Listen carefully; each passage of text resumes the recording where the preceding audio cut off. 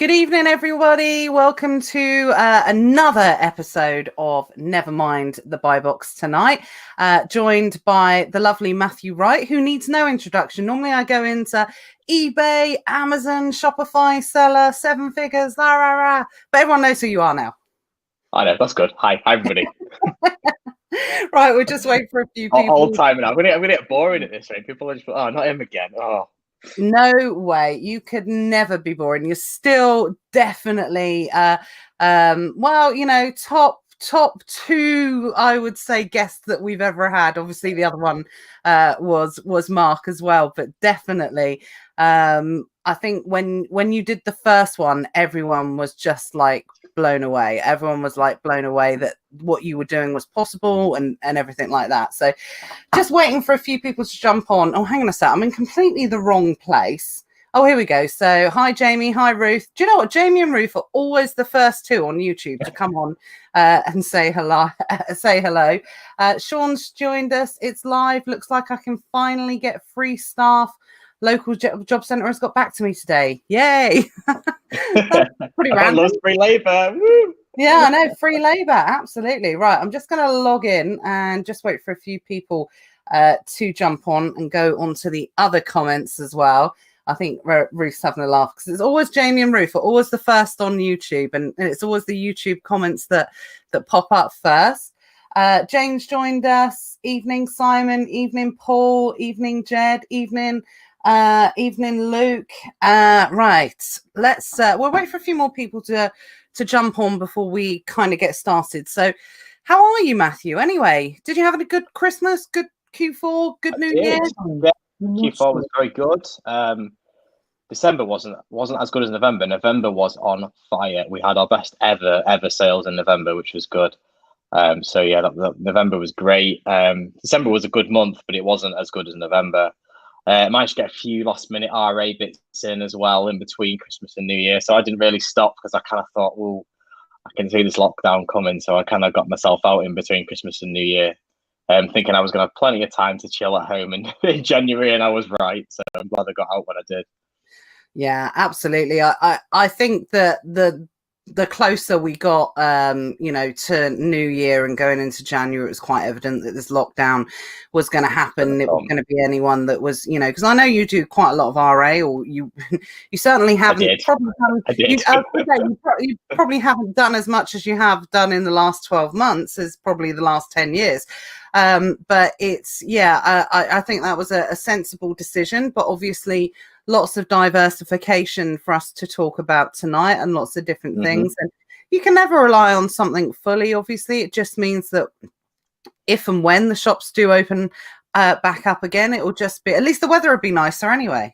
That's true. I mean, my business has pivoted. I mean, we used to be massive RA. I would say 70-80% of our stock was RA, and now it's probably less than 40, maybe even 30% is RA now. Most of it's now wholesale, just because you can't get RA when the shops are shut. So it's we just have to change and adapt. And with one change comes new opportunities. Do you think that would have been part of the plan anyway, with obviously the way that you were taking your business this year? Because I know that you've diversified onto the Shopify selling platform as well. So was RA always something that in 2021 was going to be scaled down in favor of the other platforms? I think it was going to be scaled down. I think the reason is more it's because RA is only scalable to a certain point, because there's only so far you can drive. There's only so many shops you can hit, and there's only so much you can get in a day. So it's kind of like there's a certain limit you can get with RA that you don't have with wholesale. So I think as our business naturally grew, we would drop the RA, and it would become less and less of a dependency for us. Yeah, and then just obviously just for the pleasurable times when you can go out and do the RA and you're out doing a bit of shopping, and then you think, I'm going to absolutely. Yeah. RA, I was always a fair weathered RA. To be honest, I wasn't one of these people that would be going out and when it's pouring down and things like that. I was definitely I would say Easter right up until Q4, it was definitely for me. I'm one of these people that I don't stick my nose outside if there's any chance of rain or wind or anything like that whatsoever. Not for me. It's if it's snowing, it's just it's good because there's less people there. Yeah, What deals with less people.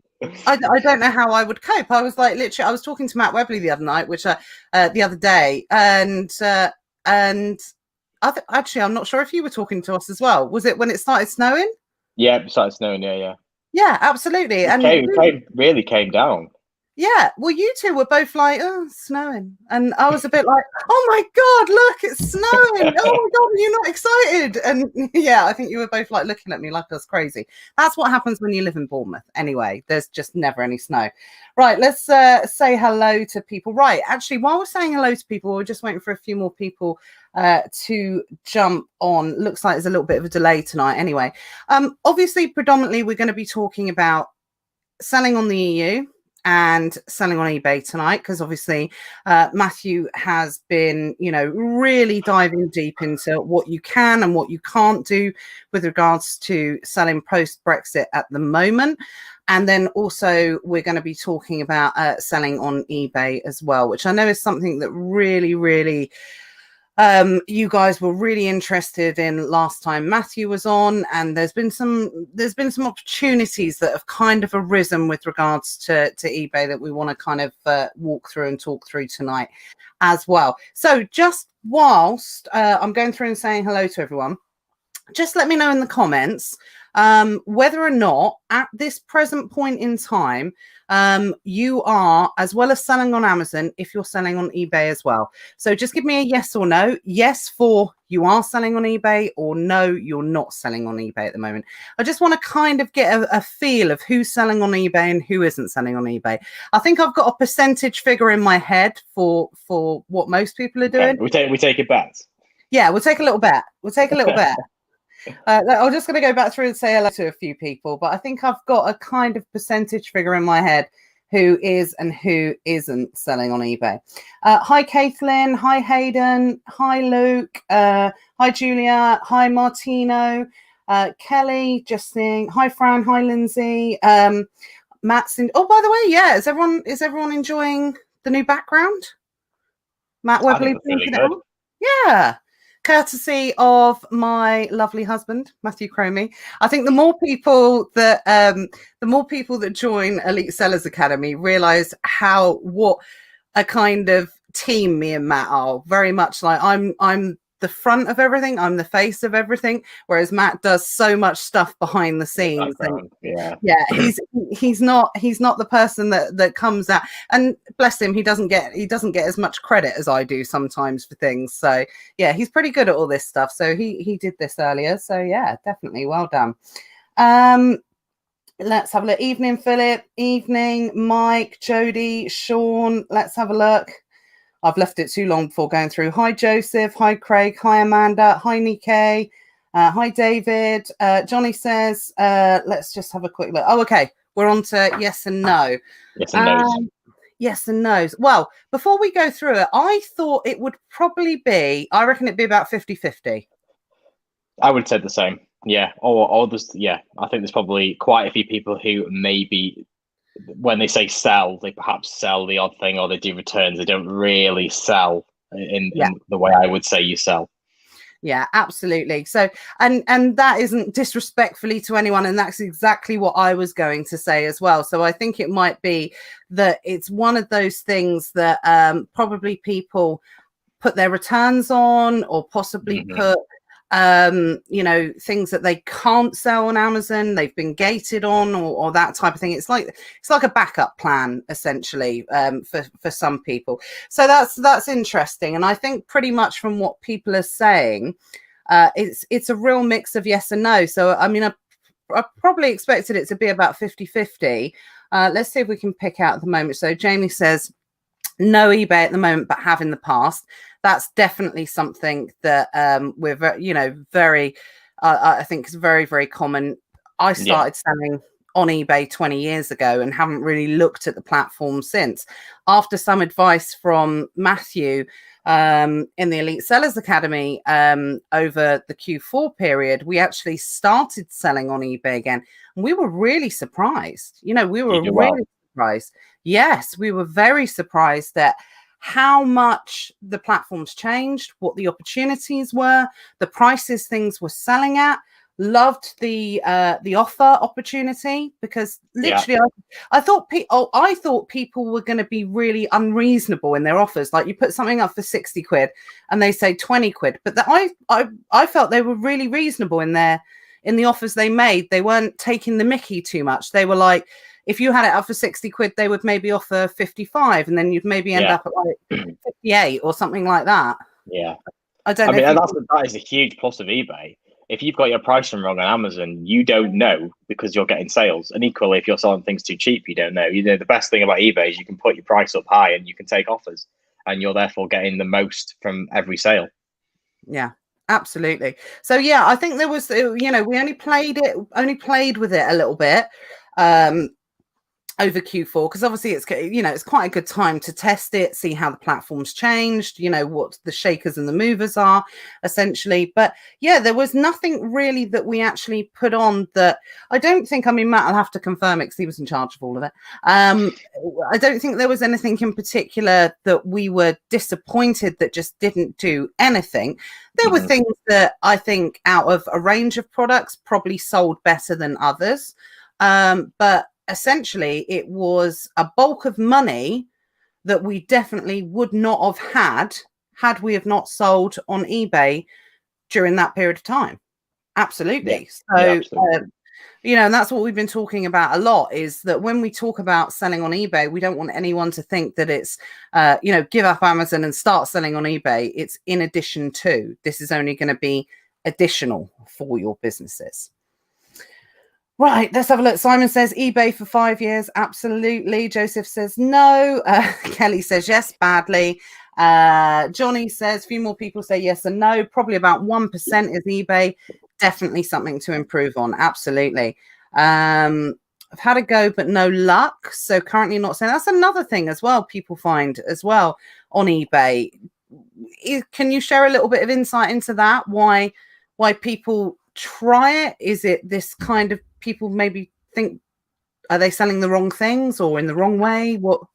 I would say it's probably more the wrong way than the wrong things. I don't think there's anything you couldn't sell. Maybe your price point's off as to why it wouldn't sell, but it's more likely what it's how you're coming across to the customer. And unless somebody looks at that objectively and feeds that back to you, you may never consider how you actually come across. Because remember, on Amazon, customers think you are Amazon. This is the big problem with FBA, is that most people think you're just Amazon. They don't distinguish between a third-party seller and Amazon. Whereas eBay, you've got to sell yourself as well as selling the product. You've got to say to the customer, this is why you should buy from me and not from any of the other eBay sellers. So there's a bit more salesmanship to it, which is where you can gain a really big competitive advantage. And it's not just about price. I think we've got that formula right. And a lot of the products we sell are available cheaper on Amazon and from other eBay sellers, yet we get the sale because people have the trust in us. They like what we do, they like our values, and therefore they buy from us. So it's not just about price. If anybody is struggling on Amazon with penny under prices and you can never seem to move anything, well, if you can get your eBay listing right, you don't need to worry about penny under prices, because it will sell itself.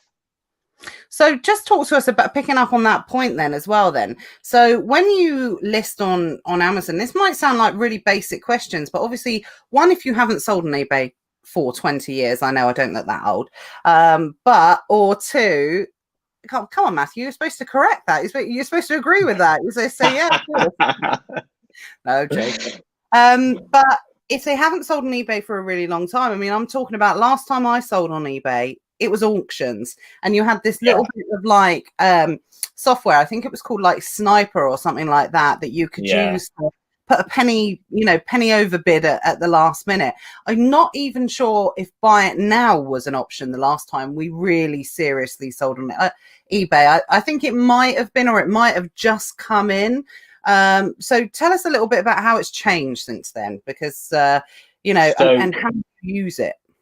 Yeah, so auctions do exist. and I would use auctions if you have a product that you don't know how much it's worth and you think there'll be a lot of interest in it. Otherwise, I would stay clear from auctions. A lot of people they put a product on an auction and then it's not very interesting and it doesn't get any traffic and then it sells really low. So if you have perhaps a really rare and unique something that people really want, then that's the perfect thing for an auction. Otherwise, you want to use the buy it now feature, and eBay has now changed the buy it now. So if it goes on buy it now, it now goes on good till cancelled, so that it essentially stays up until it's either sold or you take the listing down. Very similar to Amazon. They used to have like 7-day buy it nows, but they've removed that now. They've got rid of that now, and it's all good till cancelled listings. Brilliant. And is there any extra fees for that, or anything? You just like leave it up until it sells? Yeah, it's not indefinite. It's every 30 days, but it will relist itself every 30 days, and it will stay up until you've cancelled it. So you don't have to manually go in and keep relisting these products and things. And they do charge you a fee. I think it's like 10p a listing, which is a bit of a difference to Amazon, because Amazon is obviously free to list. But if you have a basic shop, then you get like 200 listings for free, and a basic shop costs like £20. So if you're selling over like 150 items or 150 listings, then it makes a big saving to get a shop. Definitely worthwhile getting a shop.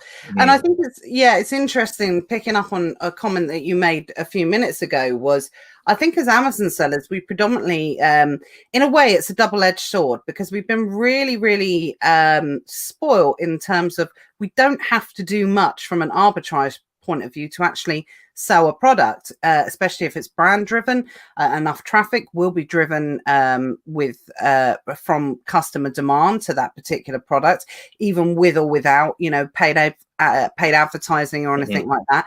Very brand driven search facility on Amazon. Whereas that's great and that's fantastic. But then when it comes to actually selling ourselves and, selling a product, like you say, the craftsmanship of selling a product, it hasn't done us any favors, because in the real world, it doesn't really sell like that normally.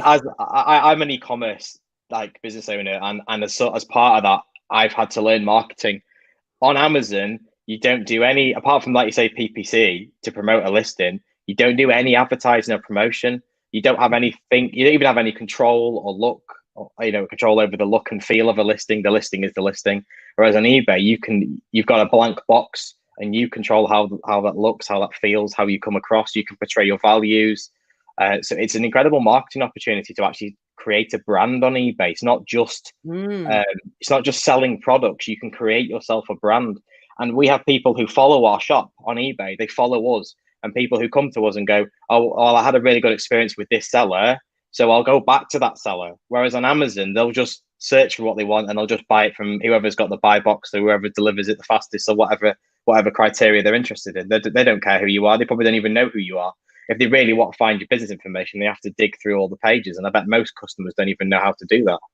Yeah, no, absolutely. I completely agree. I mean, it's I don't know what the actual statistics are, but I think the chance of a customer buying something outside of the top 5 listings on Amazon is so remote, to be perfectly honest, in any given keyword search term. So that is so true. So it's like this double-edged sword. But in reality, as a business owner, and I've said it myself, so it might sound like I'm being a hypocrite. I've been on these type of broadcasts. I've said it on coaching calls. I've said it in training and things like that. Amazon's great. You don't need to do any marketing. You don't need to do anything like that. And that's fine when you're learning about selling on Amazon. But actually, in terms of real world, because we are able to sell globally, because we're able to sell across multiple platforms, it's actually one of those things that, it's not a negative and it's not a positive. It's just, it's a bit of a double-edged sword in the sense that, we should be developing these kind of marketing skills as well, in order to be able to scale our businesses on different platforms and, using different ways of selling, definitely. Yeah, I mean, another thing is social media as well, because even before we launched Shopify, we had a social media presence for our eBay, because you could push people. You had the same branding on your eBay as you did on your social media, and you can drive traffic to your eBay listings. Now, obviously, eBay will take a cut of the revenue. That's how it works. But I couldn't imagine any Amazon seller creating a Facebook page to promote their Amazon listing, because there's not a chance. There's a chance that even if they got to your listing, that they'd just buy off somebody else anyway. Whereas if you promote your listing on your Facebook, Twitter, Instagram, then they will buy from you if they click through to that. So you can use free social media to promote your products. Yeah, absolutely. There is obviously, when you dip into the world of private label, you do use and you can use social media to be able to drive traffic to your particular listing. But there's still a chance, obviously, that they're not going to. And to be perfectly honest, that type of advertising on social media has become very, very expensive to be able to do that. But it's part of a well-rounded kind of marketing campaign, definitely.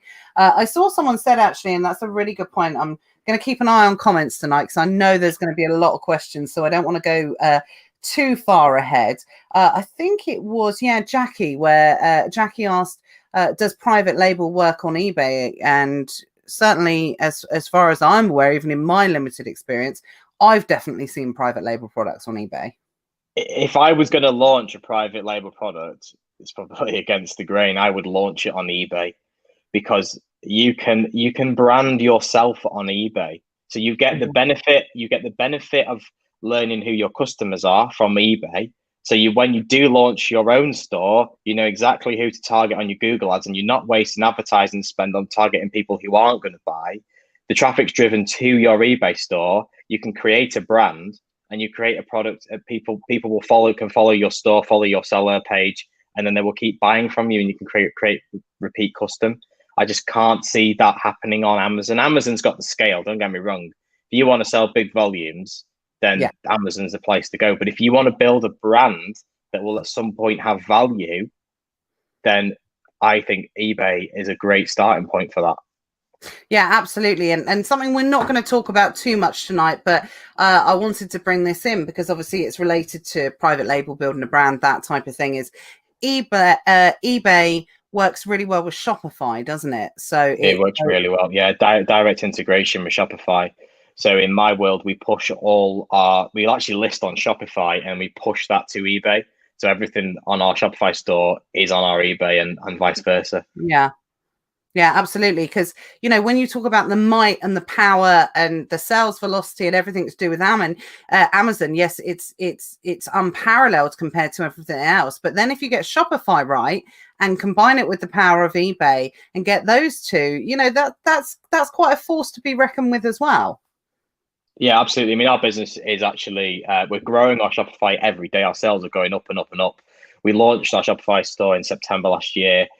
In December, we did 45,000 in revenue on our store that we launched in September. So it's incredible growth on Shopify. And it's now, I mean, I estimate by the end of the year, eBay and Shopify will be bigger than Amazon. At the minute, Amazon, including Europe, is bigger, but I think by the end of the year, it'll be the other way around, and the two combined will be bigger than Amazon for us. Wow, that's so interesting. And do you think that is because, and we've talked about this previously, for people that haven't seen Matthew before, the whole reason that you started to diversify into eBay was because of we won't go over it in too much detail, but because of a particularly nasty suspension over a Q4 period on Amazon. And you kind of not lost the faith. Well, I suppose you did lose the faith, but do you think... I swore to myself that I would never let myself get into that position again. My business, which is I think a lot of people, was Amazon. It was 95% Amazon, and we got shut off. I mean, I had staff in a warehouse, and it was really, I didn't sleep for a week. I can say I didn't sleep for a week because I was just like, I had bills piling up. I had staff wages. I was like, how am I going to pay? These people can lose their jobs before Christmas. It was horrendous. Whereas now I'm in a situation where I would never want to lose my Amazon account. Amazon's still the biggest revenue, but if it did happen, I know I've still got 50% of my revenue coming in, and I can still pay my bills, and then I can see off a suspension, and it's fine. Because I do believe most people who aren't doing anything wrong will get their Amazon account back, but could take weeks, maybe even months. And who's got that kind of money sat in the bank to be able to, not have any money and have to pay all your credit card bills off, all your household bills, or your business bills, without having any income coming in at all? Absolutely. And even, for everyone that's watching this tonight, even if you, you can take eBay, you can scale it to a fantastic level. But even if you don't, I think the lesson should be that even if you get it to a point where it's 10%, 20% of, in addition to what you're doing to your Amazon business as well, it's just that little safety net, and that could be as a minimum. But when you had that first experience and then you diversified into eBay, I suppose by the end of maybe a year or so later, I bet you didn't think that the percentage would go above Amazon through another platform at some point. No, I didn't think it would ever overtake it, but I mean, we aim to keep it relatively in line, but we never thought it would overtake it. I mean, another thing to point out with the suspension that you don't think about, they don't just hold your money, but they hold all your stock. So you can't just pull all your FBA stock out and then sell it on eBay. If you haven't got an eBay business set up, you've got no stock to sell and you've got no money. Amazon's got all the power. So you're literally powerless. Yeah, absolutely. And, like I said, I always say this when we talk about comparison to other platforms and different selling models or anything like that. We're not bashing Amazon or anything like that. We're suddenly not saying, like I said at the start, ditch Amazon or anything like that. We're just saying to you guys that, the opportunity to sell on eBay is real. It's not what it was. It's not like a, car boot kind of auction site that it used to be for secondhand goods and things like that. There's, real opportunity there. So I don't want anyone to think that, we're like, 1 minute Amazon, next minute eBay, and this and that. This is something that you can realistically add to your business, moving forward, and certainly in this year. Right, let me go back to the comments. Then we've got some pre-asked questions as well. And then I knew it was going to be a busy one tonight. I definitely knew it was going to be a busy one tonight. So Philip says he uses DSM tool to sync some of his Amazon listings to eBay. Now there used to be a tool called Joe Lister, which I think is around. So I assume it's something like that. Yeah. I think I said in my training, I don't use any tools because I've just found that doing things manually works better because you get all there's like a lot of product information boxes you have to fill in, and if you miss one, then it can suppress your listing. And a lot of the importers will miss these boxes, so they'll push your listing live, but then you'll be wondering, why am I not getting sales? So all the time you save by not having to list is then replaced by working out why you haven't sold. It's because required box A hasn't been filled in because the importer tool didn't push the product. I always think it's better to sell products that you can put the time into listing them and then sell them on eBay rather than trying to push Amazon onto eBay.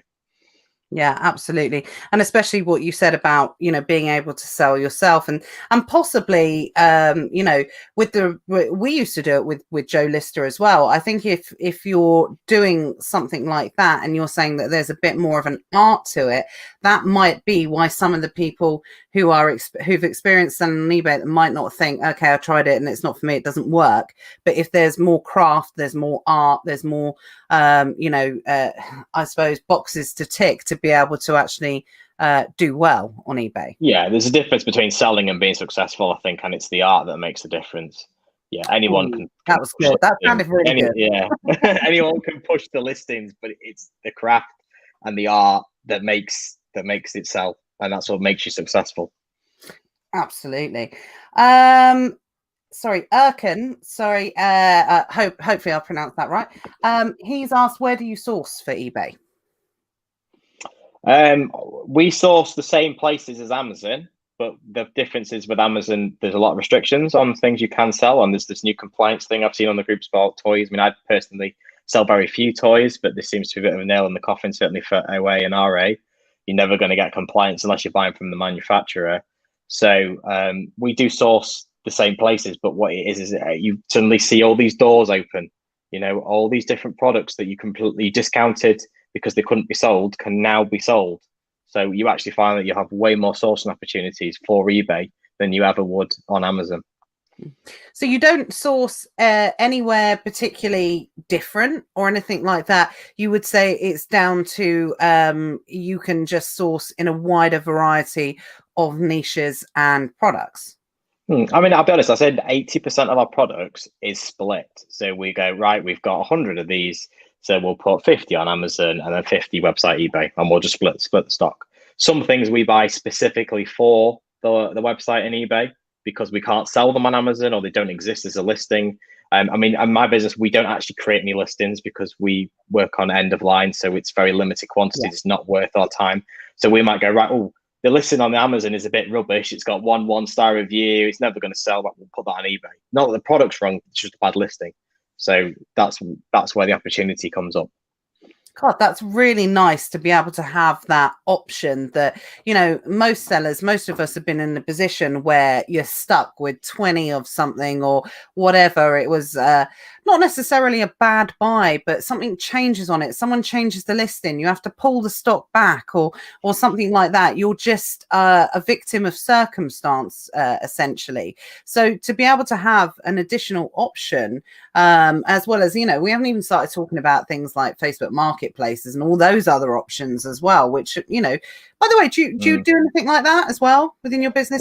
Our Shopify store is on Facebook, and you can sort of click through, but if Facebook takes you through to Shopify, so we have what's called Facebook Shops, which is a new thing, and it mirrors our Shopify store, and then if people click on it, it takes you through to Shopify. We don't actually sell on Facebook. No, you don't want to be getting into that. Oh, no. I'll take it for 20p or something like that. Definitely not. I mean, although if you are prepared to do it, it might be this is a really good time, because if you've got stock that people want now and they don't want to leave their house and they don't want to go and click and collect it, and you say, oh, well, I can deliver it in an hour. If you're prepared to do that and it's worth it for you financially, then there's a massive opportunity there to work within the local community. Or a good example is if you've got something that's perhaps really big and heavy, oversized product, sell it on Facebook.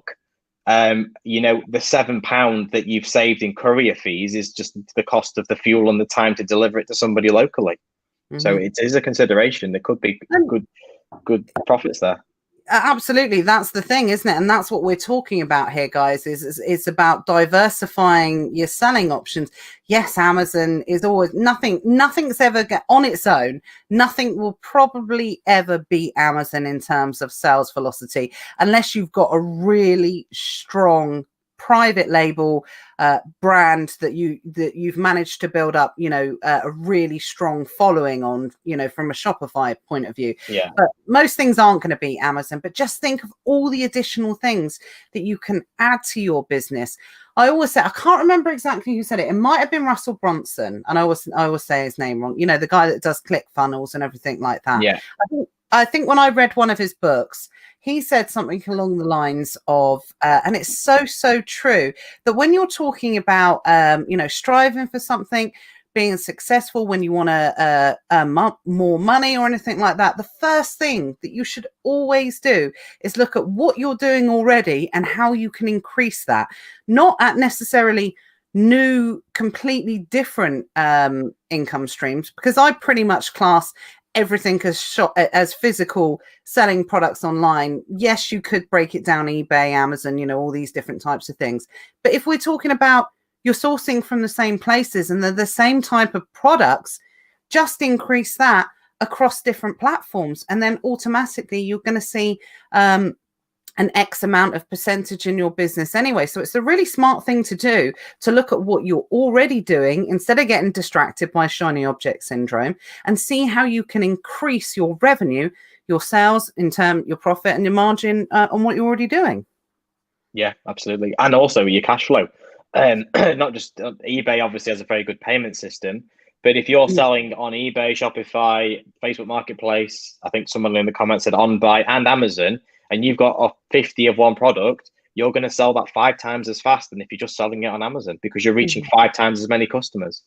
Yeah, absolutely. It's just, you're covering, the market share. I think Amazon at the latest count, they've gone up from, I think I've read they've gone up to 36 to 40% market share, but it's still not 100% at the same time. If you add all those others in it as well, you're going to be getting well over the 50% of probably even more, 50, 60% of the coverage that you could attract potential customers in.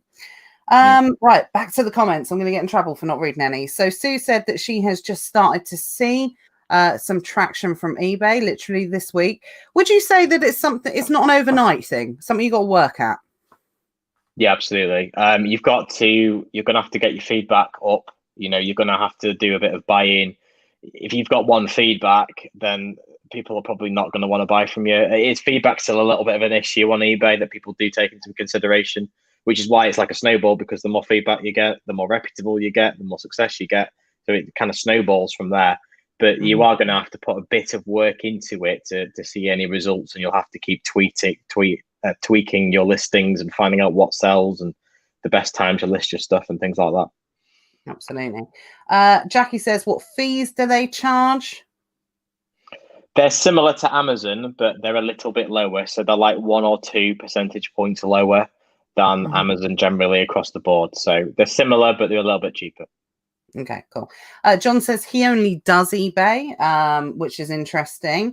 Paulina get on Amazon then. Get on Amazon. Yeah, do it the other way around. Get on Amazon.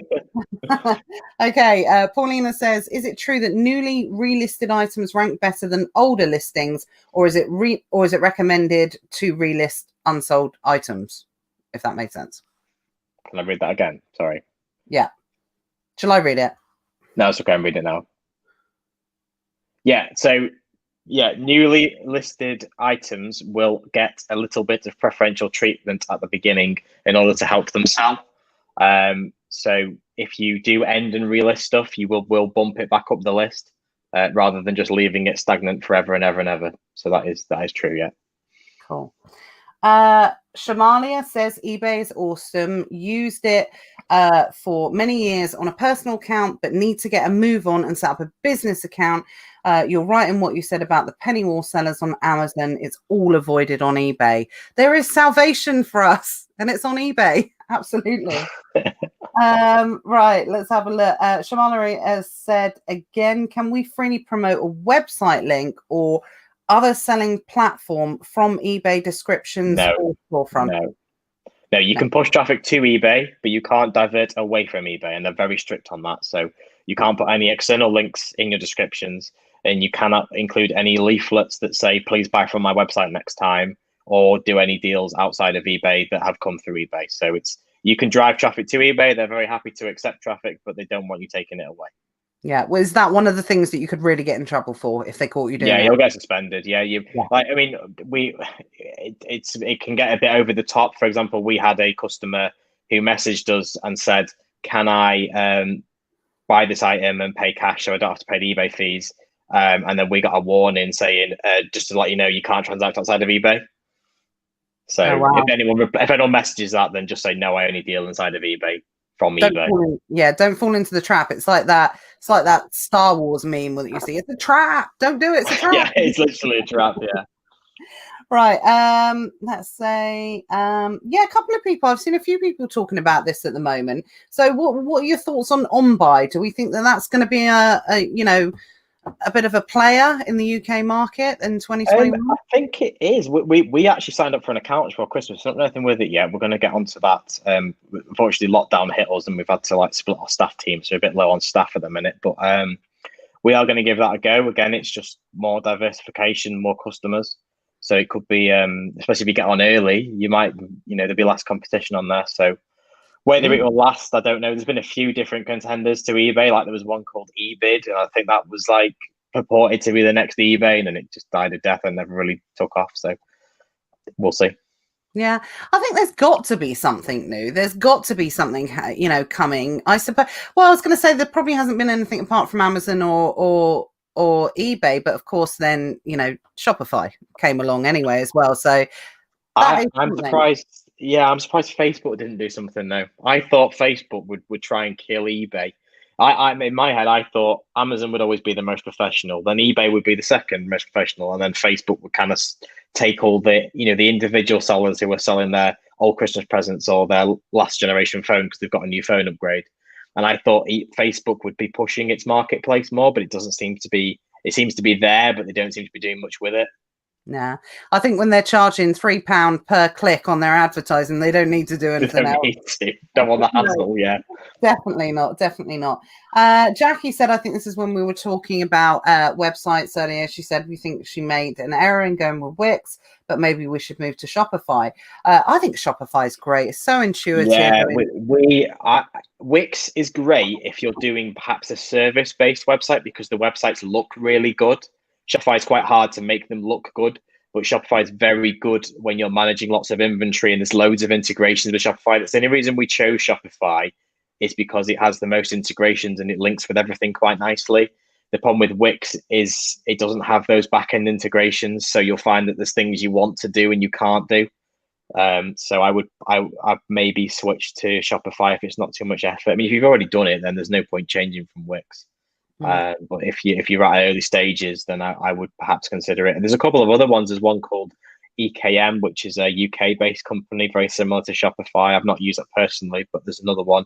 And I think there's WooCommerce is another one as well. So there's a few different options, but Shopify, I would suggest, is the best only because it has the most integrations and you can do the most with it. Mm-hmm. I like the one that Keanu Reeves advertises. I'm just going to go with that one, whatever that was. If he, whatever he advertises, I'm going to buy. Is he Wix? I can't remember which one he is. Someone let us know in the comments. But no, I mean, Shopify. What does Shopify cost per month now? I mean, it used to be about 30 quid a month. Is it still about that? Yeah, Shopify Basic is about $30. It's in dollars, $30 a month, and then you have a 2% transaction fee.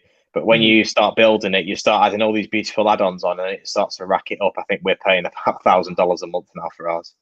Ooh, wow. Wasn't expecting that. Well, we will definitely have you back on here at some point just to specifically talk about Shopify because, 45 grand, 3 months into opening that, you're definitely doing something right on that one as well. So Darren says Amazon is like Oxford Street, eBay is like East Lane Market. Both have good customer flow. One's easier to sell on than the other. Which one? Good analogy, I suppose. Yeah, I like that. Yeah, absolutely. Grant says hi. Hi, Andy. Hi, Inga. Let's have a quick look. I think Kelly said East Lane Market was her local market as well. Agree manual is the best way. Oh, did I miss the question? I'm not sure what that relates to from Andrew. I think that's to do with the listings. Manual is the best. Yeah, absolutely. Johnny says, do you use WMS, Matt, if all of the orders are manual? Oh, do you use a WMS? As in, is that warehouse management system? I think you mean like an inventory system. We've got our own inventory system, and Shopify and eBay push all the order fulfillment to Royal Mail or DHL, which is our two carriers, and then the software automatically marks them as dispatched. And we also use a software called eDesk, which manages all customer service. So we don't have like a one platform, like a one system for all the different platforms. We have different systems that do different things. I mean, I've always found I tried Linworks, which was kind of claimed to do everything, and I found the best way is to have individual tailored softwares that do the best thing. I feel that when a software company tries to do everything, they just do everything a bit worse than doing the one thing really well. Mm-hmm.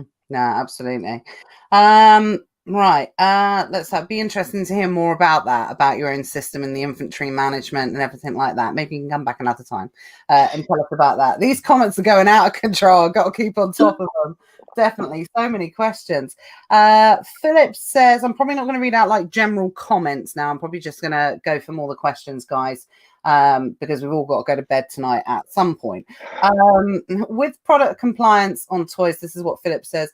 Then 2021 is a year for diversification. Absolutely. I don't think anyone watching tonight will disagree with that. Having a new e-commerce site built and looking at other platforms on by Facebook. Absolutely. It's the right thing to do. And I think, last year, Q4, COVID Q4, when it came to selling on Amazon and everything like that, I'm a big fan of making hay while the sun shines, and everything was on Amazon in Q4. I don't think that there was any point trying to start something else in Q4 last year, because the sales were going to be good enough from on Amazon.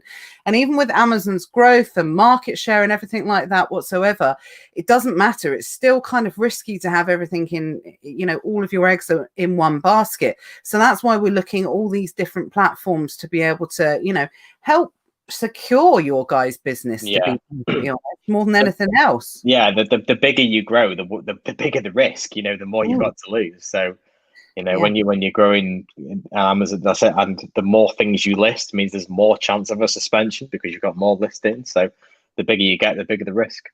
Yeah. And everything, I teach through elite sellers, unique bundles, replenishables, creating your own arbitrage opportunities, everything that Luke teaches as well. All of this is transferable to eBay as well, or potentially to Shopify. But like I said, I'm not going to talk too much about Shopify at the moment, but everything that we teach is definitely interlinking with each other. And you're kind of silly if you're not doing it on all options, to be honest, so especially with the loss of Europe, which we'll come on and talk about. Europe. That was one of the main things, wasn't it? Yeah, absolutely. I think we'll probably be an hour on eBay, an hour on Europe. Mark Penn's joined us. Evening, Mark. Legend, Mark. Jodie's asked, does Shopify work with Etsy too? I would have thought it does. I just had a quick look because I saw your comment. There is no direct integration, but I'm sure there will be an app in this, because Shopify has like an app store, like on your Android or iPhone. So I'm sure there'll be an app in the app store that someone's made to link them, but there is no direct integration because I just checked. Yeah. Oh, okay. That's interesting, actually, because I would have thought there would have been, because I'll tell you what, Etsy's a whole nother ballgame, but that's a market that's absolutely exploding this year. And I think anybody that hasn't heard the name Etsy by the start of this year, and certainly through these type of communities, we'll be talking about Etsy by the end of the year. Definitely. It's just growing and growing and growing. The amount of users that are using it. I actually only bought from Etsy for the first time probably last year, to be honest. But since making my first purchases from Etsy, out of all of the platforms, for me, it's the one that I've bought the most off, as I, don't really buy much off of Amazon because they're too expensive. eBay, I don't really buy much off of them, but Matt does as well. We know Matt Webley's a big eBay buyer fan. But actually, when it comes to Etsy and the type of things that I buy, Etsy ticks a lot of my boxes. And I know, especially in what I teach in the unique bundles and everything like that, I think that's definitely a marketplace that we'll end up looking at very strongly at the back end of this year as well. Definitely. Yeah, absolutely. Yeah. For me, it's not my marketplace because I do a lot of technology, and I don't think technology really is on Etsy. But if you're doing any kind of soft furnishings, I think any kind of like custom design products, then absolutely get yourself on Etsy, I would say. Yeah, it's definitely not brand driven. There is no element of branding there whatsoever. So everyone's kind of on the equal same footing. But if you're someone that is very easily, I suppose, aesthetically pleased, which I am, if I'm going to buy something, I generally buy it on the look more than anything else. I'm a very visual kind of person. So for me, it's a very visual marketplace, and it would, if you're the more creative type of person, both from a buying point of view and a creating a product point of view, it's a great market. But then, I also think, especially more with the eBay market as well. Now that you've talked about having this brand awareness and being able to sell that, I can see how that would work really well with that. If you are that way inclined, definitely. Yeah. I've lost my comments. Where are we? Mark says eBay, what you list today will benefit you in 6 months' time if you can buy the same item. So is there kind of a momentum for certain types of products on eBay? Yeah, there's with eBay, it's the way the search works is the more you sell of a product, the more engagement. It's like social media. The more engagement you get, the higher the eBay search ranks it. Therefore, you sell some more, and then because you've got even more sales, you get even more higher. A few listings of ours that we've had really good success on, we've been like top result for we had really successful listing last year where we were selling some shoes. We actually managed to get the top result in shoes. So you would literally search shoes on eBay, and ours was the first listing. And we sold 3,000 pairs of shoes in 2 weeks, and I had to get everybody in on double time on Saturday and Sunday, packing 700 pairs of shoes. It just I don't know what happened.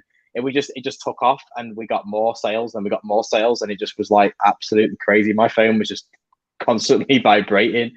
It was great, but yeah, there is real power to eBay if you can do it right and successfully. If you get the right product at the right price and you list it correctly, you know, you can do really well with it. Absolutely. So again, linking into again, especially what I teach, those kind of unique bundles where you've just got the opportunity to keep replenishing. There's no lack of stock. You can make, and you know, you can sell as many as you can get, you know, as you want to, essentially. So something like that would probably work really, really well with integrating it into eBay. Yeah, definitely. I mean, when you've done, well, if you've got replenishables, you've already done the hard work. You've already created the listing. You've already tweaked it. Got the right pictures. Got the right keywords. All you got to do is put 100 in the quantity box. So yeah, it's even easier.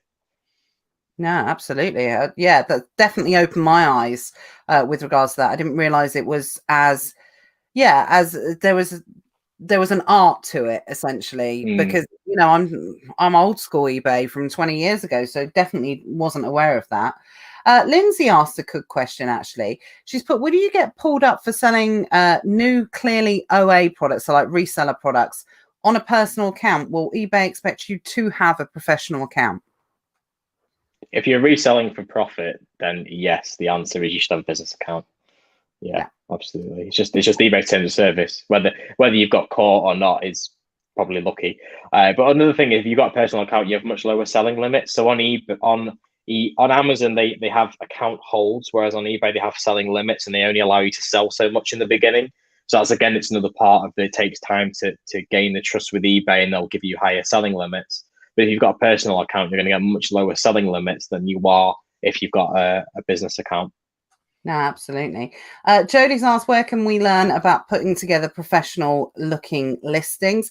Well, I've been trying to sweet talk Matthew into doing a little bit of training for us at some point. He's not giving me an answer yet, so let's put loads of pressure on him tonight. So if you guys are interested in seeing another session with Matthew, then let us know in the comments, because if we peer pressure him into doing it, he has to do it, and this is being recorded and it's on public record, so he has to do it. As simple as that. I think doing good listings is probably like a session in itself, but yeah, if people really want to do it, I'm happy to do it.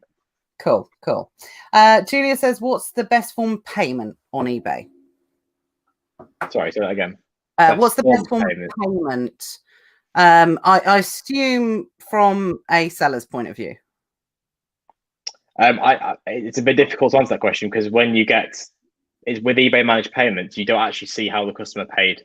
You just get the money. I couldn't answer that because I haven't got any data on how people pay. So with managed payments, people can use PayPal, credit or debit card to pay for an item, and then you get that money transferred into your bank account the next working day. But you don't actually get to see how that customer paid for that. No, listen to this, guys. So when it comes to selling on eBay, they pay you and you get the money 24 hours later. There's no waiting 2 weeks. There's no percentage payments. There's nothing like that whatsoever.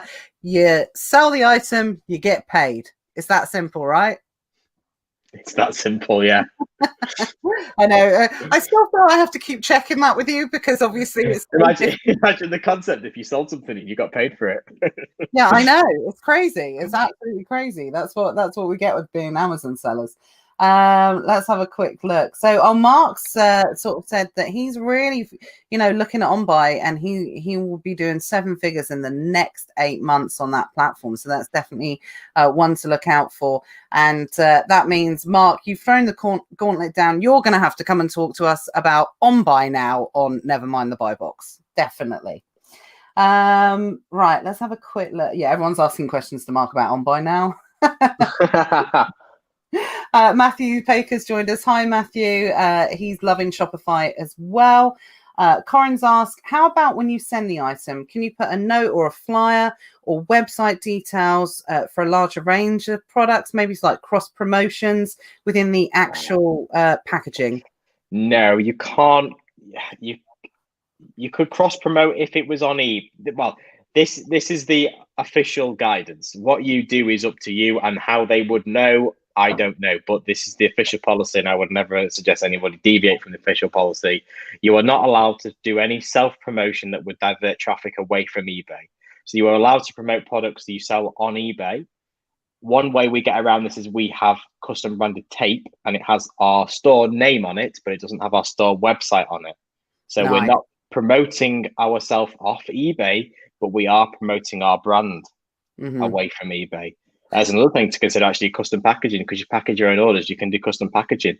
So I would do custom packaging. I wouldn't put a URL on it, and I wouldn't put any flyers in that would indicate to a customer to leave eBay, because all it takes is one customer who's a bit snotty to go, oh, this isn't on, and why am I getting leaflets telling me to go to a website, report to eBay, you're going to get suspended off eBay because it's against the terms of service. So there's kind of ways and workarounds. I mean, some people do it. I've had eBay parcels and people put stuff in, but the official recommendation is you do not do that. Oh God, some of the stuff when Matt orders on Amazon, the stuff that breaks the terms of service on Amazon, it sort of makes your eyes water when you open the package and you see it. But just follow terms of service, guys, regardless of Shopify, eBay, Etsy, Amazon, any of them.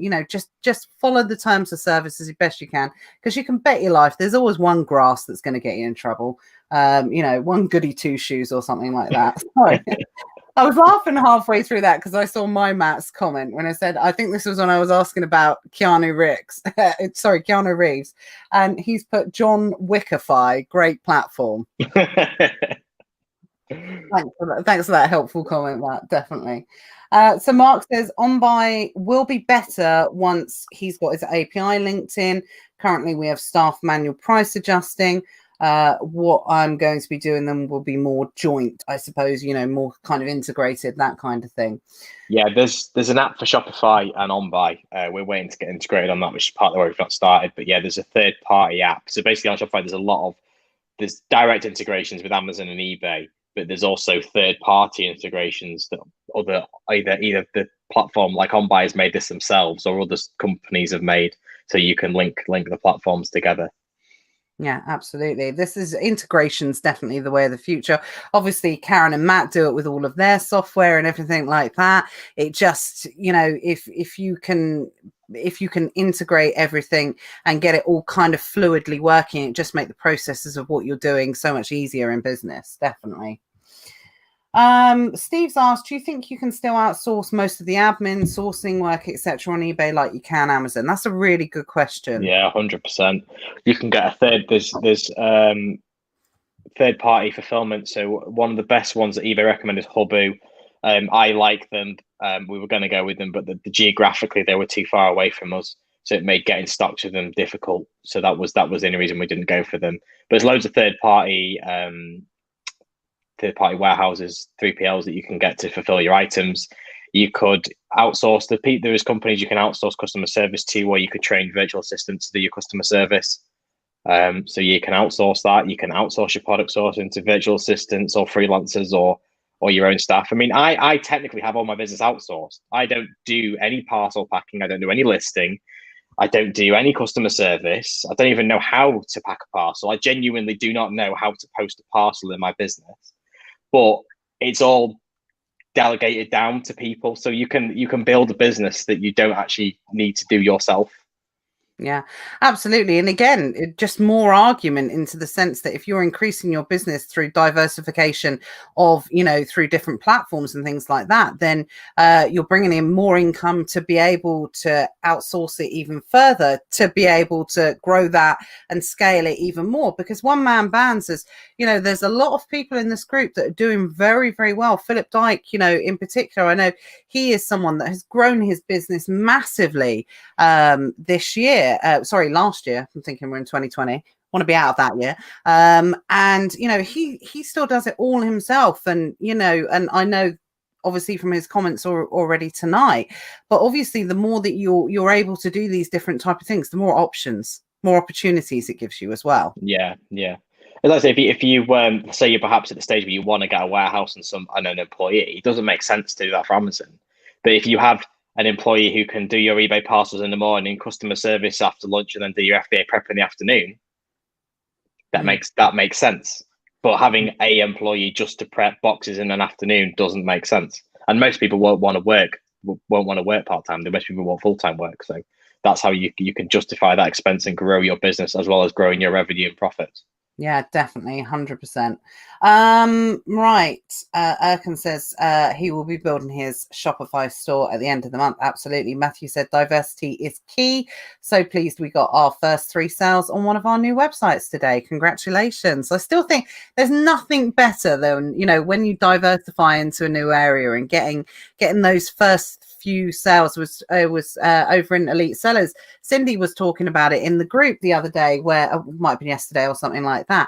Whereas, she's been selling on Amazon for a little while now, but she had sold her first unique bundle and she was really excited about it. And even though it's the same as selling on Amazon, it's just opening up a brand new market, new opportunities. And that's just really exciting. Right. Let's have a quick look.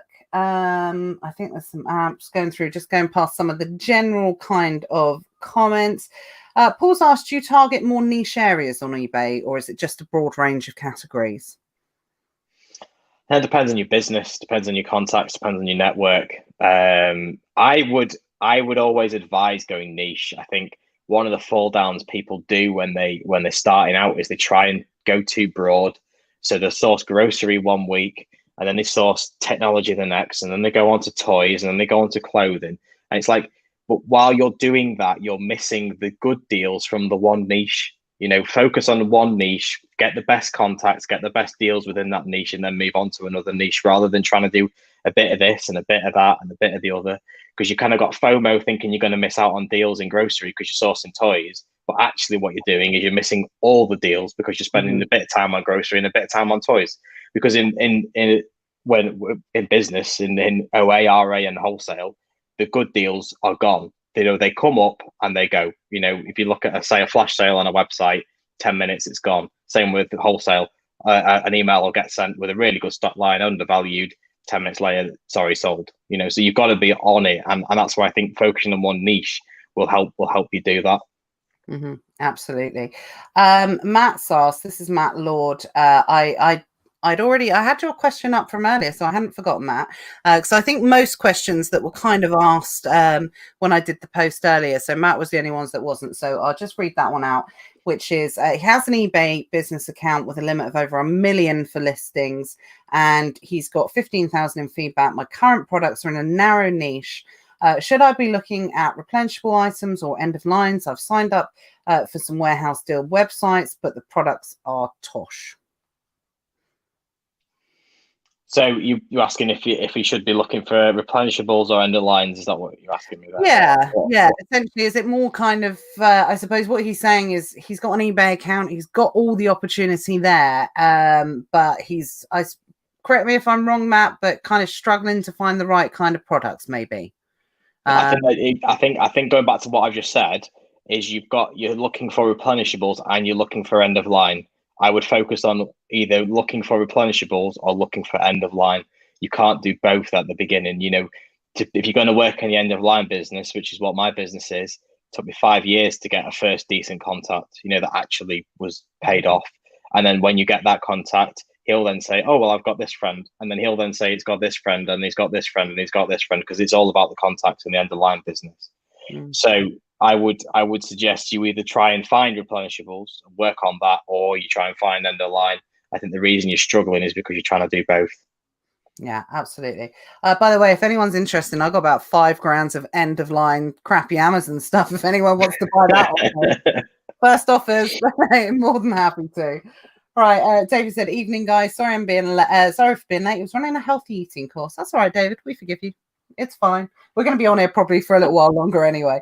Emmanuel says, "When are we going to be talking about EU marketplaces in Europe, please, from an eBay perspective?" Don't worry, we're going to be talking about that. Just getting the kind of all the questions and everything out of the way. So I think we're back on to now the questions of, when I asked about if you'd be interested in listening to some training that Matt's got. Definitely. Right, I'm going to skip through just to see. So there's a lot of chatting going on in the comments as well, so I have to kind of go. Mark says he needs to shoot. Matthew, you should give him a call. Absolutely. So we're nearly caught up now. So Johnny has said, so you've got a warehouse manager, supervisor. As soon as you've got a warehouse, how did the employee know how to send the parcel the right way? Loving the info. Well, you have to train them, obviously, and it's that awkward first couple of months where you get really frustrated because you're like, I need to do my work, and it's easier for me to do this myself than train somebody who doesn't get it. But you have to get past that, and then it will become easier. So yeah, you're gonna have to take a bit of time out. A good time to do that is Q1 because it's quieter. So you've got the time to take the time to train them. You know you're not missing out on as many sales. I wouldn't advise taking people on in Q4 because it's too busy, and your priority is going to be getting parcels out the door, and you're going to be too busy telling them to get out your way because you need to get the parcels out the door. So take somebody on, perhaps Q1, spend the time with them, train them. One thing I would do also is write everything down. This is often overlooked, particularly in small businesses. You will train them physically, and then they will have assumed knowledge, and you think they know something because you know it. I would always either video yourself doing it or write it down, and they've always got that to refer back to. And when you've got that tool, you can then give that to employee number 2, number 3, number 4, and next thing you know, you've got one video that you can train a whole warehouse team with, rather than having you then training all these different people. Yeah, no, absolutely. And I think that's something, the more you expand, the more opportunity obviously people are going to have to be able to do that, and going to the lovely world of hiring people as well, which we won't touch on tonight, but maybe at some point in the future, definitely, because I know people are keen for us to start to talk about the EU thing. So before we do, Anita says I could sell my probation anklets. I won't go into the story for anyone that doesn't know. If you know, kind of thing. But yeah, I had 200 used ankle tag bracelets sent to me by Amazon in error.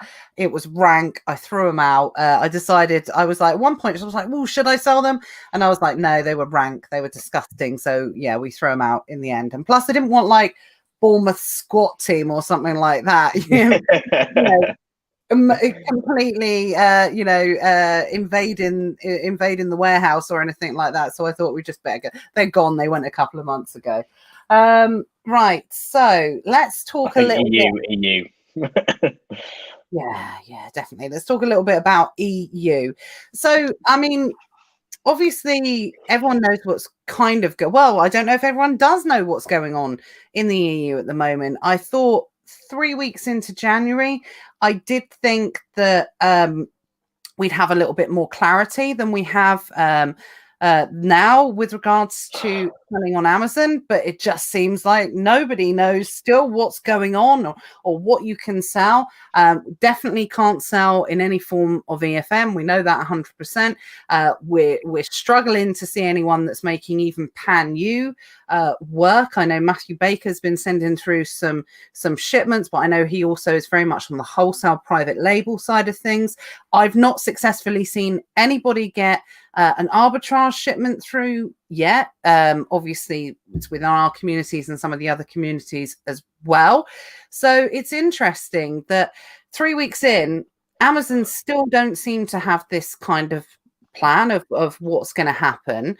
But obviously, as per my post this morning, eBay do. There is this kind of option to be able to potentially still sell into Amazon on the brain in Europe through eBay, which we'll come on and talk about in a moment. But before we do that, Matthew's got something really important to tell you guys. And this is something that even I made a faux pas on at the start of the year, thinking that a certain way of selling could continue to be done on Amazon. So this is, I hope this is going to be a really stark warning that people really do listen to, because it's a case of you should be able to sell like this at the moment, or you can sell like this at the moment, but it doesn't mean you should. But I'll let you talk, Matthew, and let everyone know. You can be the bearer of bad news. Yeah. In short, merchant fulfilled's dead. The end. Right. So what it is I've noticed a lot of people in the comments were saying, "Oh, I'm doing merchant fulfilled, and I'm just putting a customs label on it." Now, physically, you can send a parcel to a customer in Europe without too much issue. Like you just, if you send it to raw mail, you put a customs declaration on, as long as you tick all the boxes, that is fine. This is through Amazon. Let's just clarify. This is merchant fulfilled for Amazon. Yeah. Through Amazon. The big issue here is that people aren't considering, if you read Amazon's terms of service, if you list a product, say, for example, in Germany on Amazon.de, that product, the price the customer pays has to be inclusive of all taxes and fees. So if a customer pays €100, that parcel should be delivered to them and they should have to pay no extra. Now, if you send a merchant fulfilled parcel from the UK sold on Amazon.de to a customer in Germany, they are likely to get a bill for VAT, handling charges, and duty, which is against Amazon's terms of service. Now, it does actually say Amazon have the right to give the customer a full refund if they open an A to Z claim. And I imagine if a lot of people complain to Amazon about this situation, that Amazon are going to start issuing policy violations and suspensions for sellers who are sending from the UK, selling via, it doesn't matter with DE, FR, ES, IT, NL, whatever website it is. The principal point is if you're selling on that website, you have to deliver the product to the customer, inclusive of all taxes and fees. Now, there is a way to do this, but it means that you, the seller, have to clear the goods in advance of them reaching the customer, which means you will have to pay a customs clearer. I think I put in my post on the Secret Wealth, I was quoted £20 a shipment, £5.50 handling, and a £10,000 bond, so that the customs clearer wasn't liable for any unpaid duty and VAT that I didn't pay them. So yeah. That's definitely out of reach for it's a non-starter. Yeah, it's not going to work. So I think that is something that, like I said, even 2 weeks ago, I didn't realize. I thought the MF, CN22, I even put it in a post, CN22, CN23 customs form would be absolutely right. And I'm a stickler for terms of service. I think I know terms of service inside out. And I wasn't aware of that, to be perfectly honest. So I thought that people would be able to continue to sell merchant fulfilled moving forward. And by the way, we'll make this clear. You can. There's nothing stopping you. There's no warning in place. Amazon are not going to physically stop you doing anything. This is something which is essentially against Amazon terms of service, against Amazon policy. Now, the other interesting point is, and Matthew and I have discussed this in length, is we actually think two things are happening here. One, people that are doing this are probably not going to get caught in the immediate future, are they? Because there's so much chaos. There's so much... no one knows what's going on. I don't even think Amazon know what's going on at the moment. So I think if you are doing this, I'll be honest, touch wood, you're probably going to get away with it, to be perfectly honest, because, everyone, it's chaos at the moment. But also at the same time, it could well be, and I know this from my own personal experience, because we do get products from America, we do get products from Europe and things like that. When you're buying products, sometimes it's only a month later that you get that invoice for the tax or the handling cost or something like that. Very much depends on the carrier and who they're using. So it may well be that people are getting their product, but then they're going to get stuck with a bill. Generally, what happens is they get a bill and the product's not released until then. But some courier companies... just trying to think of FedEx do that. FedEx do that. Is a good example. FedEx bill in good faith, so they will bill you up to 30 days after delivery of shipment. Yeah, and I'm pretty sure DHL do as well. I think DHL do as well. Yeah, I think it's more the kind of the big American kind of freight couriers and things like that, because that's how they're used to doing it. They just send it through. They can't afford to keep, packages held in certain places and things like that. They just send it through and they bill in good faith. So it may well be that, okay, these packages are getting through at the moment, but people may start complaining about it. One, what will essentially happen, and this is what I predict, first of all, negative feedbacks starting happening. People will start saying, I got charged an additional £30 for this. And because we're not really keeping an eye on the European market, it might go unnoticed. And if you're not selling a lot in the European market, especially if you're doing MF as well, what could happen is it could really take your percentage view. And even if you're not selling in that market, it might have a knock-on effect, suspend you in that particular foreign market, and it might cause a suspension in the UK. Of course, we're talking about in ifs and maybes and that type of thing. But guys, we all know what Amazon's like at the end of the day. We all know what Amazon's like and how petty they can be. And then I think obviously the other thing that Matthew talked about was A to Z claims as well. You get too many of those, and regardless of which marketplace it is, that will be enough to shut you down depending on your account. It's a big no-no when it comes to Amazon. So I think what will happen is once everything kind of not returns to normal, but once processes start getting tighter and people know what the processes are a little bit more, I think what will happen is Amazon will start shooting first and then asking questions later.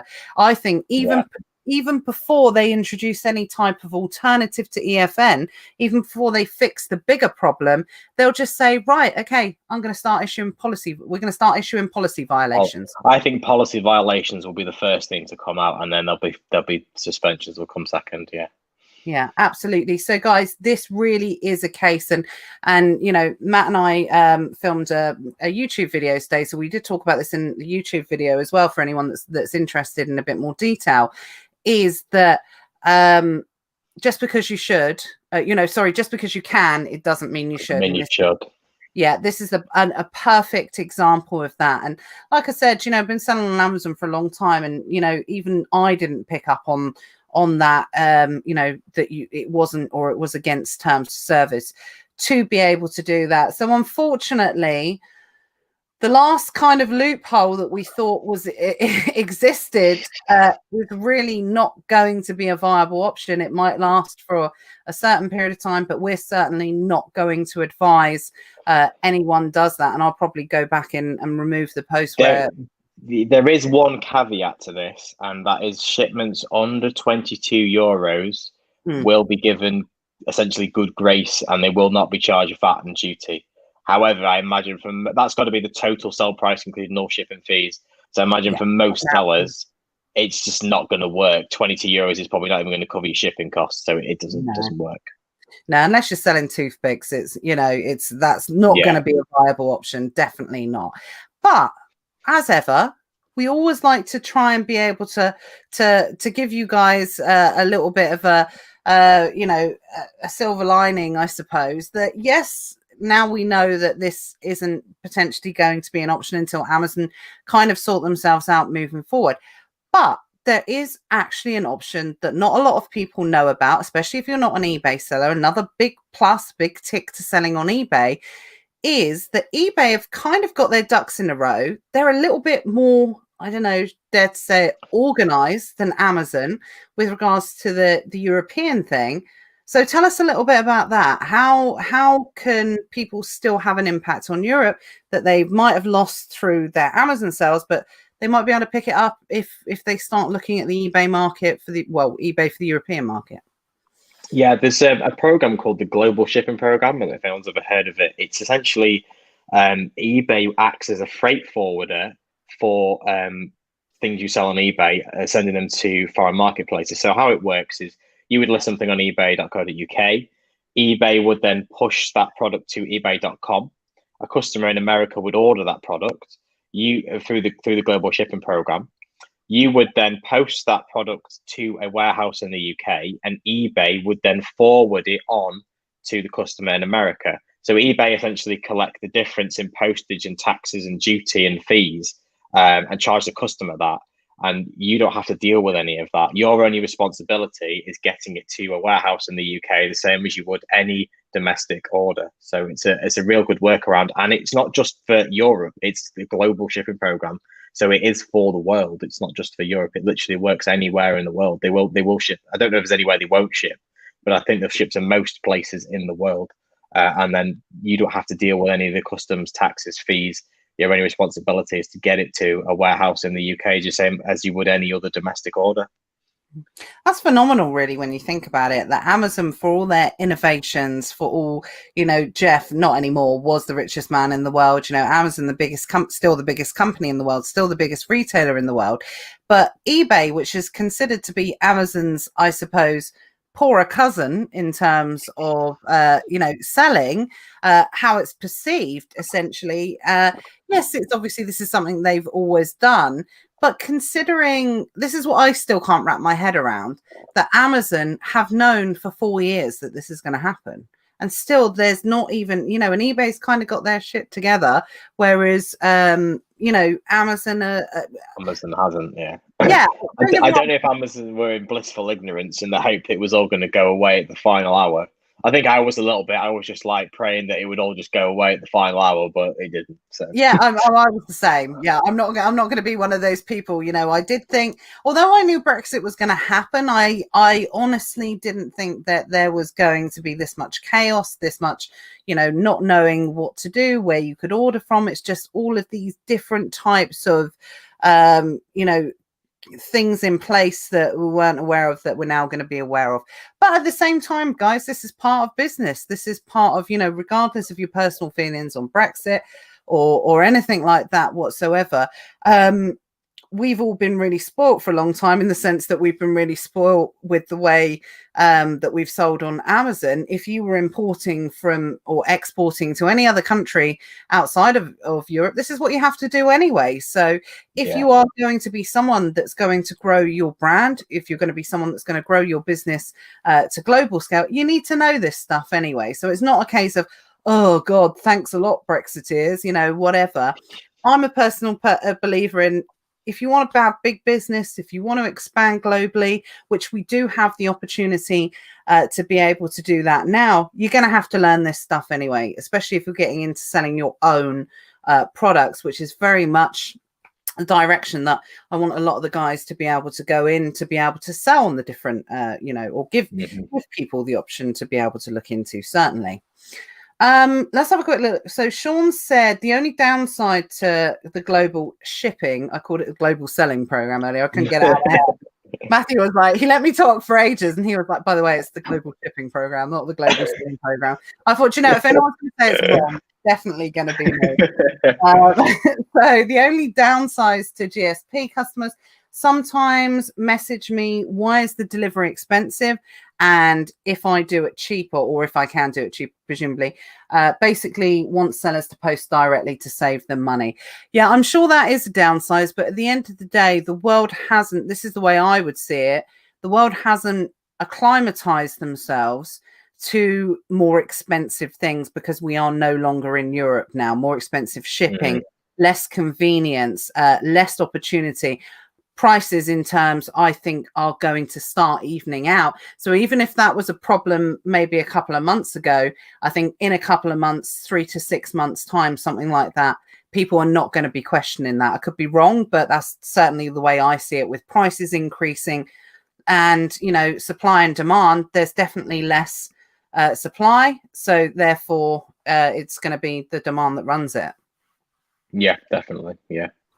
And I mean, I don't know how currency is going to work as well. If the currency's, the pound's going to fall, so that might make it even more attractive. All of the shipping costs are higher, the pound might fall. So, yeah, absolutely. And at the end of the day, as well, we haven't even talked about there's this big, massive problem, from China at the moment, where all the shipping's just gone through the roof. We've spoken about it briefly, and we spoke about it briefly with Luke and Matt on here last week, but we still haven't seen the consequences of that as well. So again, that's going to have an impact on prices and what people are selling at. So I think I totally agree. I think it's something that was a 2020 problem, but it's not going to be a 2021 problem. Definitely not. No. And with the way things are at the moment.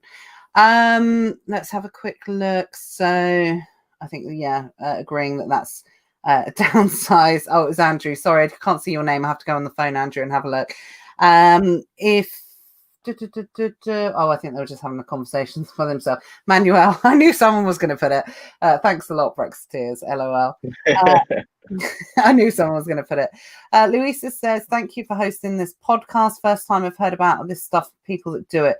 Would it be possible to sell soap on eBay and Amazon? Yeah. Don't see why not. As long as you're complying with all legal legislation, there is no reason why not. I don't see. Absolutely. As long as you keep it clean. Sorry.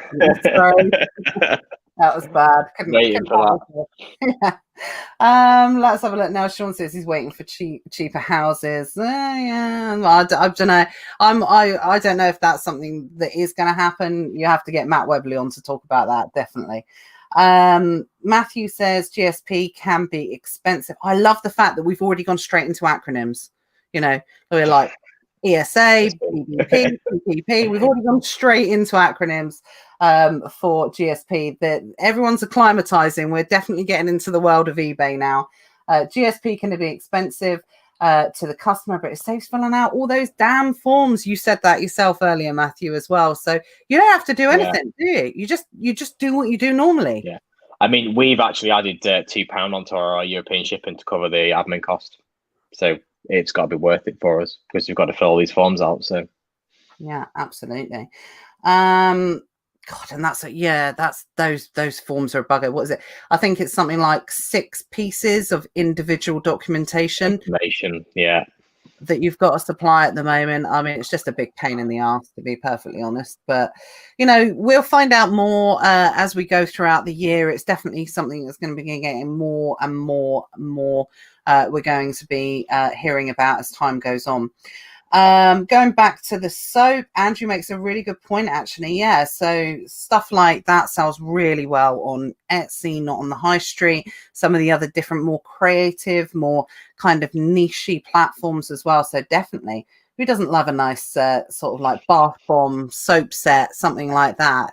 Always lots of holidays and seasonal times coming up. Valentine's Day, Mother's Day, Easter, all these different types of holidays. Absolutely. Go for it. Simon says, so he's been selling with GSP, but also direct to EU countries. I assume the same applies as with Amazon. The customer is going to get charged VAT and a tariff. So that's what we were talking about earlier. So yes, it's going to happen on Amazon, but not on eBay. So yeah, so there's a bit of a caveat here. So eBay, as long as you're not listing it on ebay.de, which I don't think you will be, then it is okay, because the point is that it's about some customer assumptions. If in the same way, if you buy off amazon.co.uk, you would not expect to be charged duty from having a product shipped from Germany. The same applies here. So if an eBay customer goes onto ebay.co.uk to buy that product, they will buy it in the knowledge, or assume the knowledge, that they will have to pay duty and customs. It's the same with amazon.co.uk. So you can sell on amazon.co.uk and sell it to a customer in Germany or France. The point is, you can't list it on their local site because it has to be inclusive of all fees.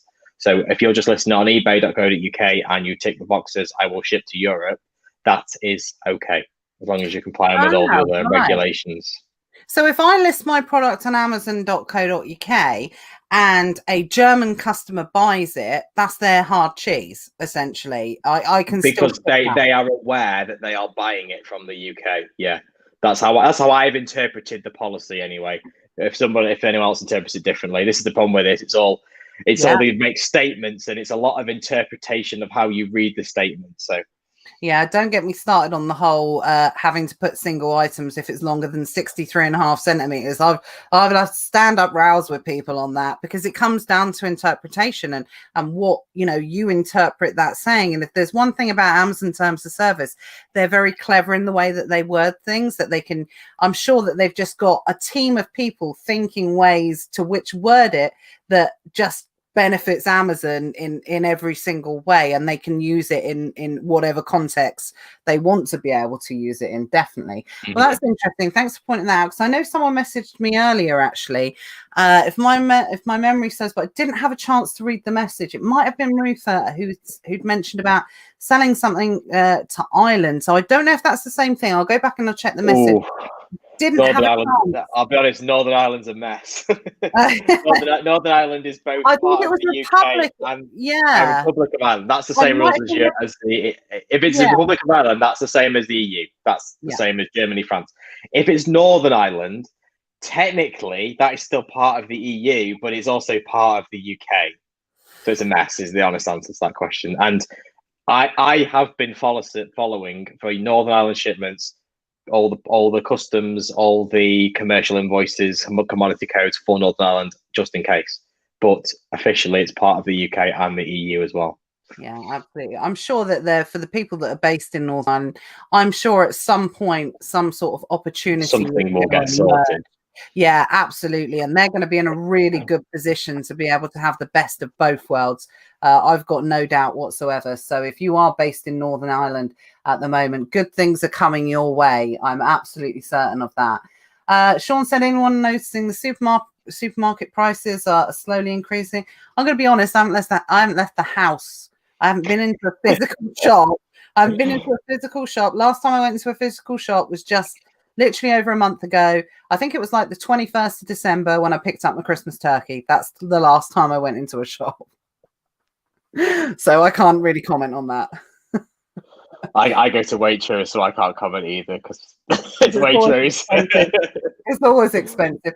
But I know that the government is talking about getting rid of a lot of buy one, get one frees, especially on, sort of foods yeah, that I don't know if that's just part of the prices as part of the pandemic as well as Brexit, because I noticed the first time around, which wasn't Brexit, all the multi-buys went off and all the prices went up to full retail, didn't they? So I'm not sure if it's part of the anti-stockpiling, sort of supermarket thing as well as Brexit. So.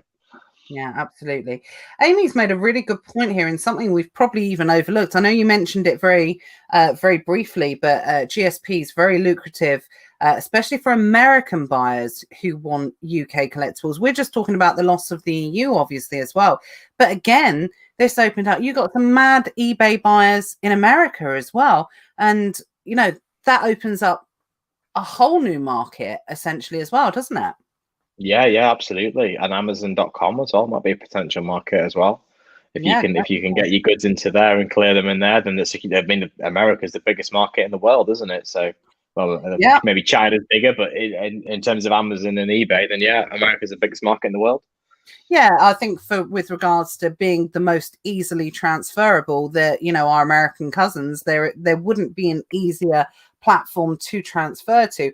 Obviously, most of us will be missing the kind of German market, but at the end of the day, it's still in a different mother tongue. You still have to think about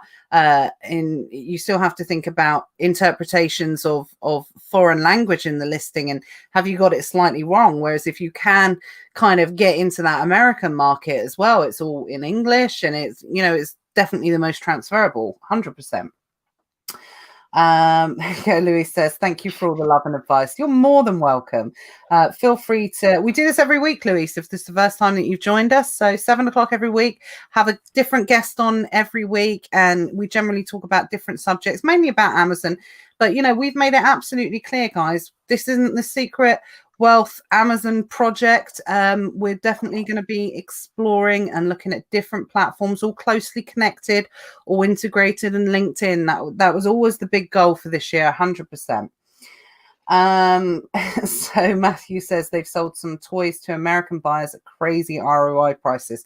Actually, one thing I know for sure is, especially with things like, everyone knows I love my Disney products and everything, so stuff like Disney, because Disney people or Disney fans are all nuts except me, and essentially what you can get on Disney Store.com you can't get on .co.uk and vice versa. So I would absolutely say, especially for the global shipping program, that there would be good opportunity to look at some very close markets, and especially that collectible market and things like that, which of course Disney fans are. But it's not just Disney. There's loads of products like that, toys, collectibles, and lots of different areas that you can look in. Good opportunity there. So I imagine you could really niche down and get some good margins and ROIs if you look at the more specialist kind of stuff. Definitely.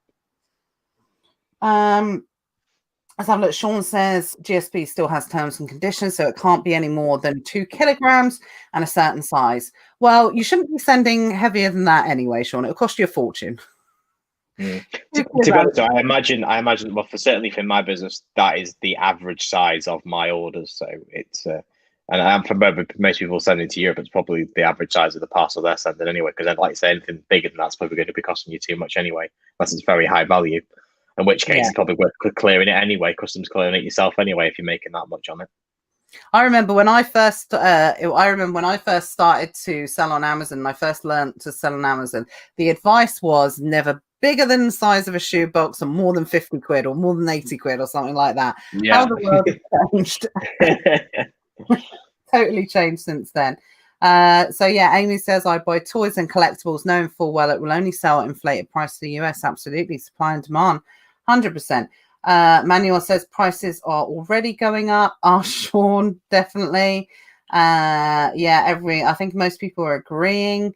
RA is definitely going to get harder, Sean. There's no doubt about it. It was a big part of Matt's business, and you've already admitted that it's not going to be as big a part of your business moving forward. And that's, rightly or wrongly, whatever way you look at it, you've been in this business for 10 years. It's probably a bit of a subconscious that maybe you knew it was going to happen with all the changes and lots of jobs. Yeah, anyway. I kind of knew it was going to come to an end, and it was never going to last forever. I think, like I say, COVID's just accelerated. I think COVID's taken 5 years. What was going to happen over the space of 5 years has happened in 1 year with COVID. Yeah, I think so. We've talked about this before. It's kind of just accelerated. And we're not here. This isn't a big kind of sweeping clickbaity kind of statement, saying RA is dead. It's never going to happen. Of course, there'll always be things to replace it. And do you know what? When I started selling on Amazon, which is 6 years ago now, I would say that there were more people saying OA and RA were dead back then than there are now. So I would say there's definitely more opportunity. More people have taken the opportunity now than they did back then. And more people seem to be more successful with it now than they were back then. But I think that's a lot more to do with the support that they get in communities like this, the software that Karen and Matt offer, training courses, YouTube, all those different types of things. It all can't be a coincidence. I think there's definitely more support. And interestingly enough, that brings me on to something else. But because, from an eBay point of view, there's so much support out there for Amazon selling, Amazon community, but not so much from an eBay point of view. Why do you think that is? I just think Amazon's the hot thing, and it's all about Amazon is the big business opportunity. And I think eBay is, because it's old, there has been, and also there's just Amazon is the hottest thing, so people are all about Amazon and Amazon groups. There is a big eBay community actually on Facebook, but there's not so much. They're very much about selling collectibles, the kind of like the car boot sales. I bought this for £1. They're going to sell it on eBay for 50 quid.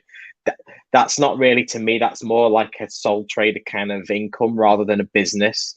What I think is lacking is the eBay business, where you are essentially doing what you do on Amazon, because Amazon you intend to run it as a business, but on eBay where you're trying to run your own kind of branded business with your private label, your own products, your wholesale, whatever it is.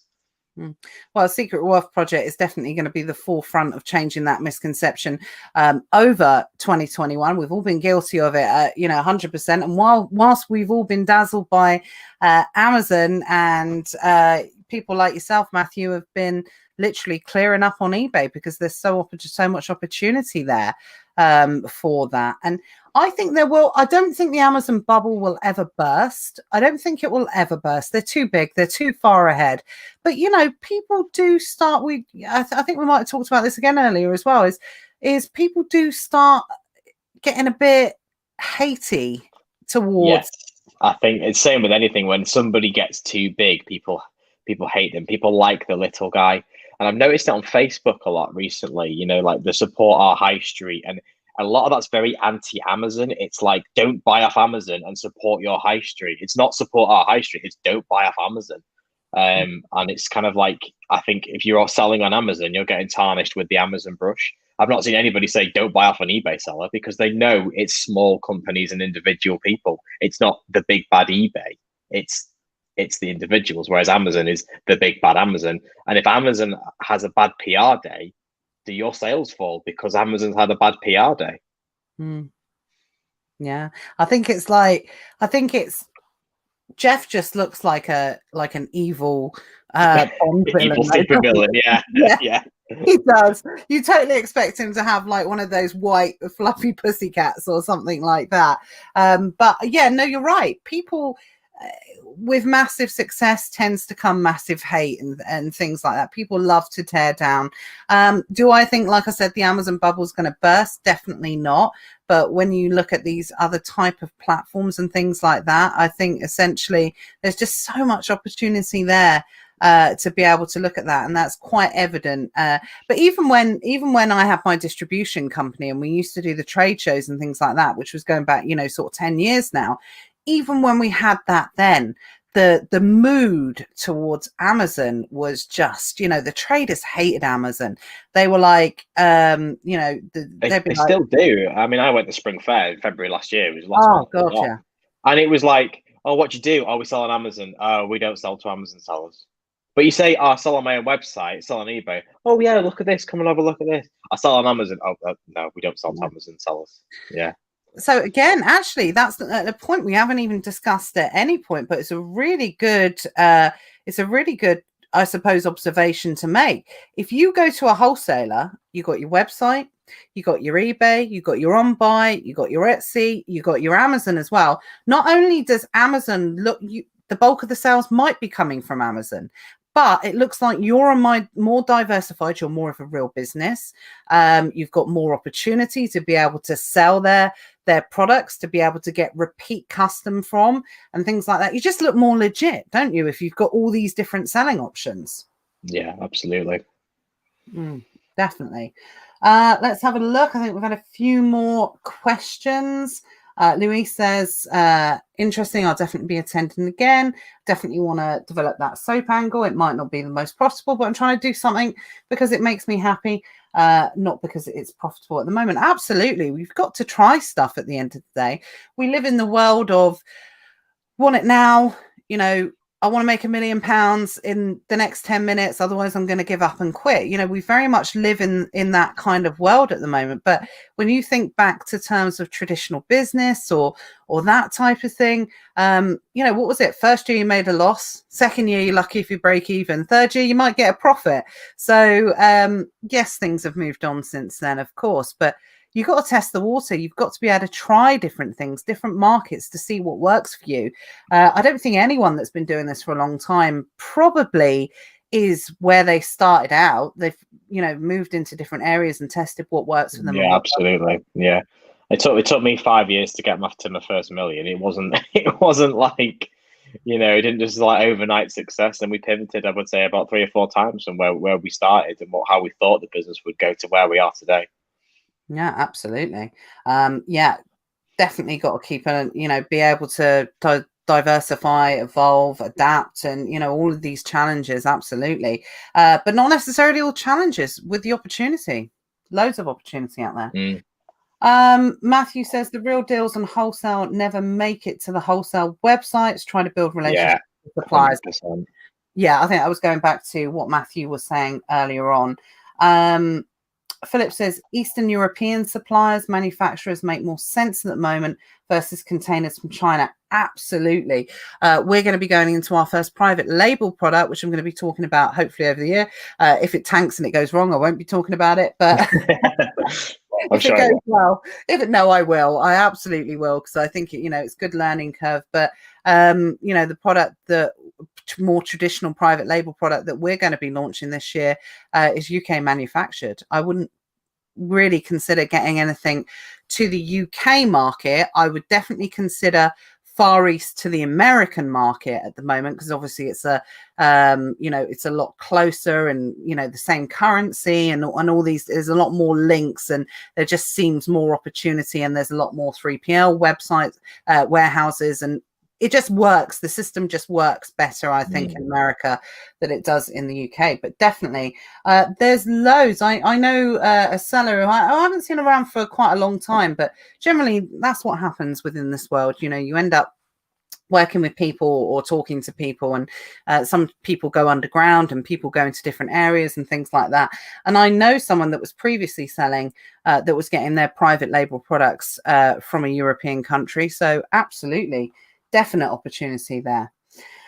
Andrew says RE software. When I spoke to my account manager, she said one of the reasons eBay is multi-platform run from one account, while Amazon only works in certain countries, thus makes it the back end software hard to do, we need to get Matt and Karen on it for us. Absolutely. So integration. Yeah. I think another thing with eBay is it's an old platform, and it was built like, was it like 1990s or something it launched, didn't it? I think eBay. Yeah. I'm not sure when exactly when, but Matthew, it's an you old are platform. a lot younger than me, and you are saying 1990s. Like, that's totally. I bet you were born in the 90s, weren't you? 91, I was born, yeah. Yeah, absolutely. I knew you were going to say. You were saying like 1990s, like it was back in the day. It's not that long ago. Right. Philip says, I don't think the vast majority of people understand that Amazon is a marketplace. They think it's a beast. Absolutely. I completely agree. That's what we were saying. You know, you definitely get more identity with eBay than you do on Amazon. I think you're more likely to get scammed if you're buying on Amazon as well, if you're an Amazon seller, because people just think, oh, it's just this big beast. And who cares if I'm ripping off Jeff Bezos by £12? He's got trillions of dollars or whatever. So I think definitely people would think twice about, you know, like we always say, if you're going to get scammed, you're going to get scammed. You know, the people out there do it. But yeah, maybe someone might think twice, as opposed to being an Amazon customers. Philip says you need your own website, company brand to get lots of wholesalers at these shows. Absolutely. And that's the same thing as well, because what you can realistically do, if you've got all of these different platforms, if you've got your website, then you can create this brand. And you mentioned it earlier, Matthew, as well, didn't you? Where you don't, I suppose a few years ago, being an Amazon seller, it was unthinkable to be creating your own brand without actually creating your own products, because you don't create your own products. You're still a reseller. But now with all these different opportunities, being 7 people like Mark, 8-figure sellers who are essentially still don't create their own products, still resellers, but you guys have got your own brand as well. So yeah, no one's going to argue. Yeah, we're kind of like we've got our own retail brand. You know, it's we don't sell any of our own products. We don't do any private label. It's something we'd like to do, but our plan is to slot our private label in alongside our branded products and try and sell it as if it was a brand in any other shop. And that's how we're going to do our private label when we do that next year. Yeah, absolutely. Louis says I shouldn't quit my day job just yet. No, absolutely. Yeah, don't do that. Don't quit your day job just yet. But no, you're definitely in the right place, Louis. We talk about this kind of stuff all the time, but we're very realistic at the end of the day. If you think this is any type of get rich quick scheme, it's definitely not. This is real business. The way that we we not tell people to run their businesses, but the way that we talk about it, it's building something tangible, it's building something sustainable. It's not a get in, get out, make a quick buck. This is we see people building brands, we still see people building empires essentially within themselves, which is crazy when you think about it. I never thought 6 years ago, I didn't think it was possible. The amount of opportunity that's come over the last couple of years in particular, this type of selling, phenomenal. Yeah, absolutely. Yeah, absolutely phenomenal. Andrew says 1995 eBay started, and he started in 1998. He is an OG, definitely. Definitely. No, not an OG. A G. Yeah. Yeah, I think it's. Oh no, are you a G or no OG? I think it is. If you're doing it, I was like 9. So stop. I better clarify that for anyone knows. Gangster, original gangster. So I think when you're an OG, you were doing it first. So definitely an OD. OG, sorry, OD. Let's have a quick look. Lost money in the post, used a dial-up mode, and had to scan pictures in. Those are the days. Absolutely. We were talking about this earlier. We were talking about, I totally forgotten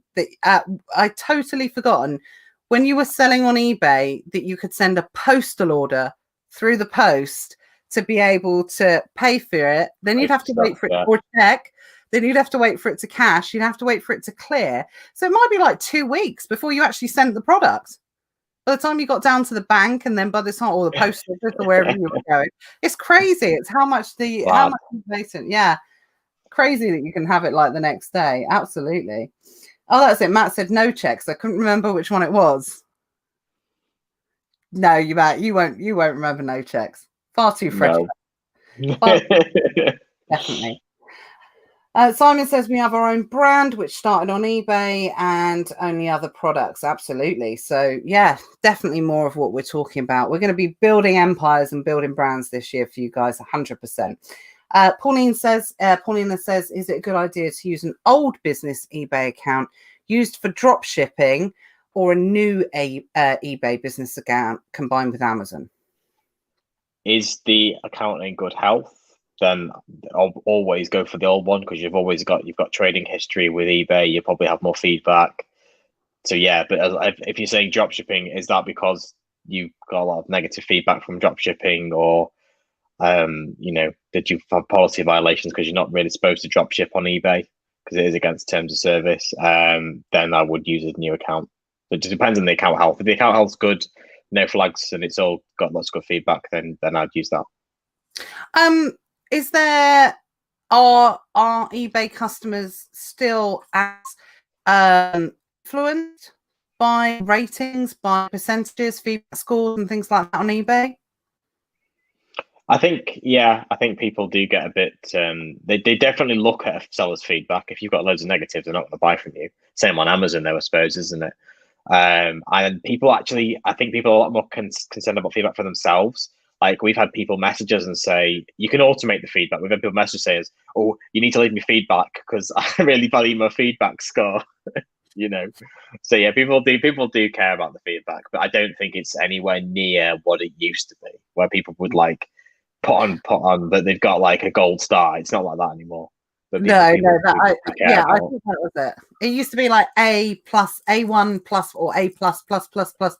There used to be the amount of pluses you can get or something like that. And if you got the power seller status, it was like the best thing ever, because you were just like officially made it if you were a power seller.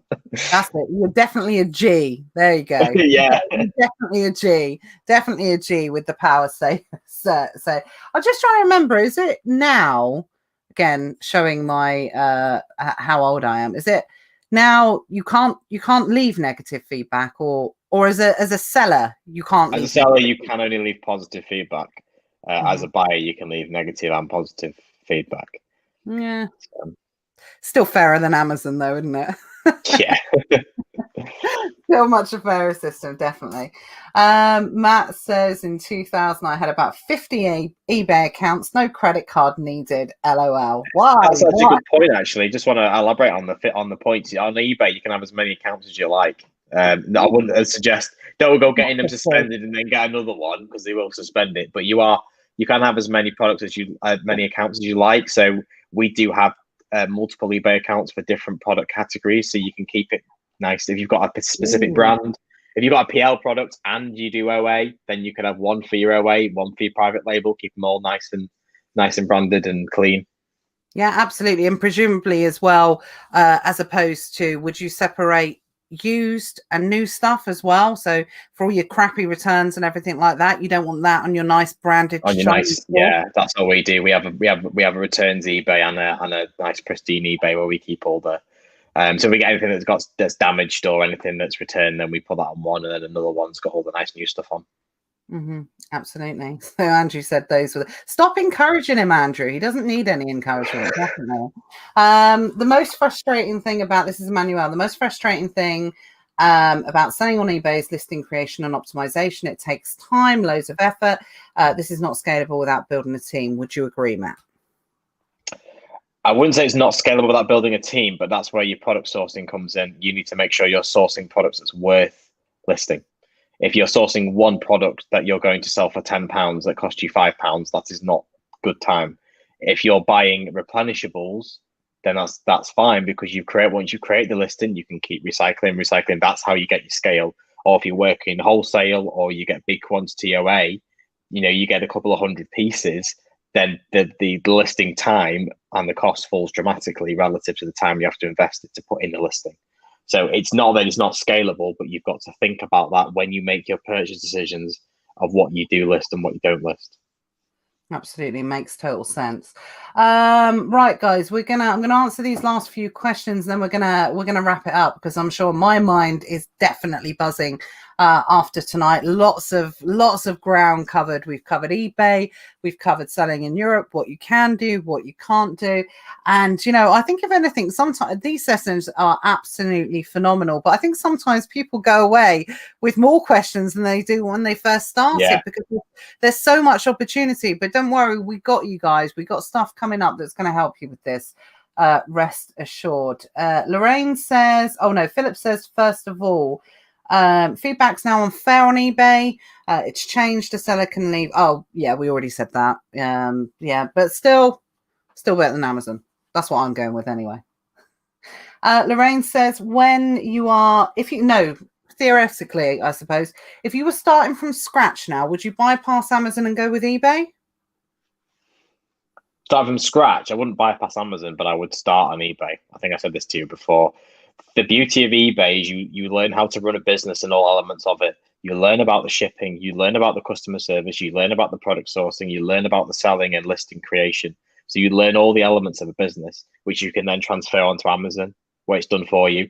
The problem is people who run Amazon businesses don't have those skills and struggle to backwards onto eBay because they don't know how to sell, they don't know how to ship, and they create barriers for themselves. So I would start as an eBay business and then go with an Amazon, but I would never just do either or. I'd do both. Yeah, absolutely. And that's the thing we're definitely trying to stress tonight, that you can have it all when it comes to selling on Amazon and eBay. Matthew's already said at some point earlier on this evening that he gets all his products for eBay from they're not exactly the same as Amazon, but he sources them from exactly the same places, and you guys can do that too as well. So all the stuff, think about all the stuff when you're sourcing, when you're doing your reverse sourcing, when you're doing all your different types of sourcing, that automatically, as an ingrained kind of Amazon seller, that you just subconsciously or consciously go past and think, no, I can't sell that. Well, you can. On eBay, there's not many restrictions. Yes, you obviously can't sell, I presume you can't sell knives and alcohol and all knives, no. You can sell alcohol. You might be able to sell alcohol, actually. I think you probably still need a license to sell. You need a license, but I think you can sell it. Oh yeah, well you can do that on Amazon if you've got a license. Yeah. You can do that on Amazon. You can get down Sainsbury's on the whenever buy 6 and get 20%, yeah, something like that. You can definitely do that. You can put it into hampers and that type of things, but you need a license to be able to do that. So all of those type of restrictions are still going to be able to do that. But when Disney comes on and starts selling yourself, they're not selling on eBay. When Nivea starts selling themselves and start issuing IP claims, you can sell it on eBay, all of these different types of things, as long as you can get the products, but not necessarily as long as you can get the products over and over again. There's always an opportunity to sell no matter what, even if it is one-offs. It just depends what level you're going to be putting into the business. eBay definitely has its own way of selling. We've already established that tonight with everything that Matthew's been talking about. Some of you guys have tried it and it's not necessarily the marketplace. And with the greatest of respect to anyone that's tried it and it's not for them, it's probably because eBay, like Amazon, has its own way of doing things. And there's not as much information out there about that as there is for Amazon. So therefore people, just tend to, and I'm hands up, I'm exactly the same. Oh, it's too much work, it's too much hassle, so I get it 100%, but we know the opportunity that's out there through you, people like Andrew, Phil, Sean, people like that, people like Mark, who obviously does it on a an 8-figure scale as well. We know the opportunities out there, and it's we're slowly starting to talk about it more, definitely. Philip says, all right, last couple of questions, and then I'm going to draw a line on it. I'll draw a line under it. Matthew, do your companies utilize any of the promotions on Amazon, or that Amazon do, to drive traffic to business sellers? And do you pay for it? You might need to read that yourself. Do you pay for it? I think, we don't do any. The only promotion we do is PPC, and we do that very minimally. Like, we run a campaign that has £10 a month on Amazon. We quite heavily promote on eBay, but we do very little on Amazon, because the products we source, we tend to do good good quality listings that sell themselves, so we don't have to promote them. Yeah, that's good. That's good to know as well. Louise says, what did you guys say earlier about not mentioning to suppliers that you plan on selling on Amazon, or did I hear incorrectly? I don't think it's a case of not mentioning it. I'm not up for lying. So if someone was wouldn't lie, because no. the thing about wholesale is about relationships. And if they say, do you sell on Amazon, and you say no, then that's going to set the relationship off on a really bad foot. I think the point is by saying, you don't go in saying I'm an Amazon seller, because the door's shut. That's it. You've blown it.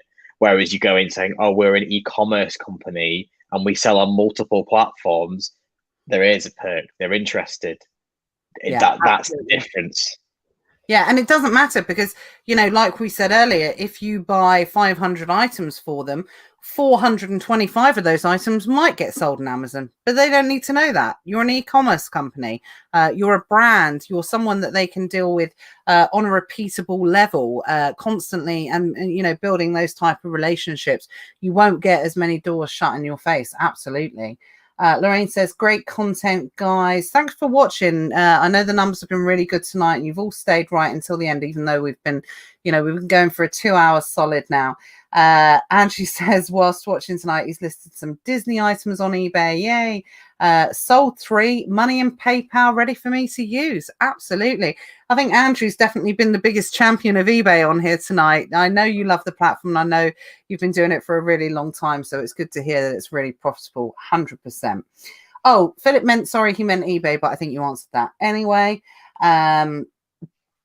Emmanuel says, don't forget, you guys, you need 2 EORI numbers for Pan EU, 1 for the UK and 1 for the EU.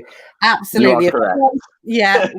Saw that earlier. The question in the secret wealth. Yeah. Yeah, I think if you saw that earlier, I'm not going to go into it, but that description's absolutely. I think there was a bit of crossed wires. Matthew was talking about from an MF point of view, and Emmanuel and I was talking about it from a pan EU point of view, which are 2 very different ways. I don't think we're going to be talking about pan EU again. Pan EU probably needs a 2-hour session on its own. Yeah, absolutely. Yeah. Oh God, I think and you are pan EU registered, EU registered, but you just not got the opportunity to be able to, do anything with that. Essentially, it will happen. It will happen. The borders will open up. Chaos will stop, and I think normality will ensue at some time. But it's going to take some time to be able to do that. So, thank you, Matthew. It's been an absolute pleasure. Like I said, we've been going for 2 hours strong tonight.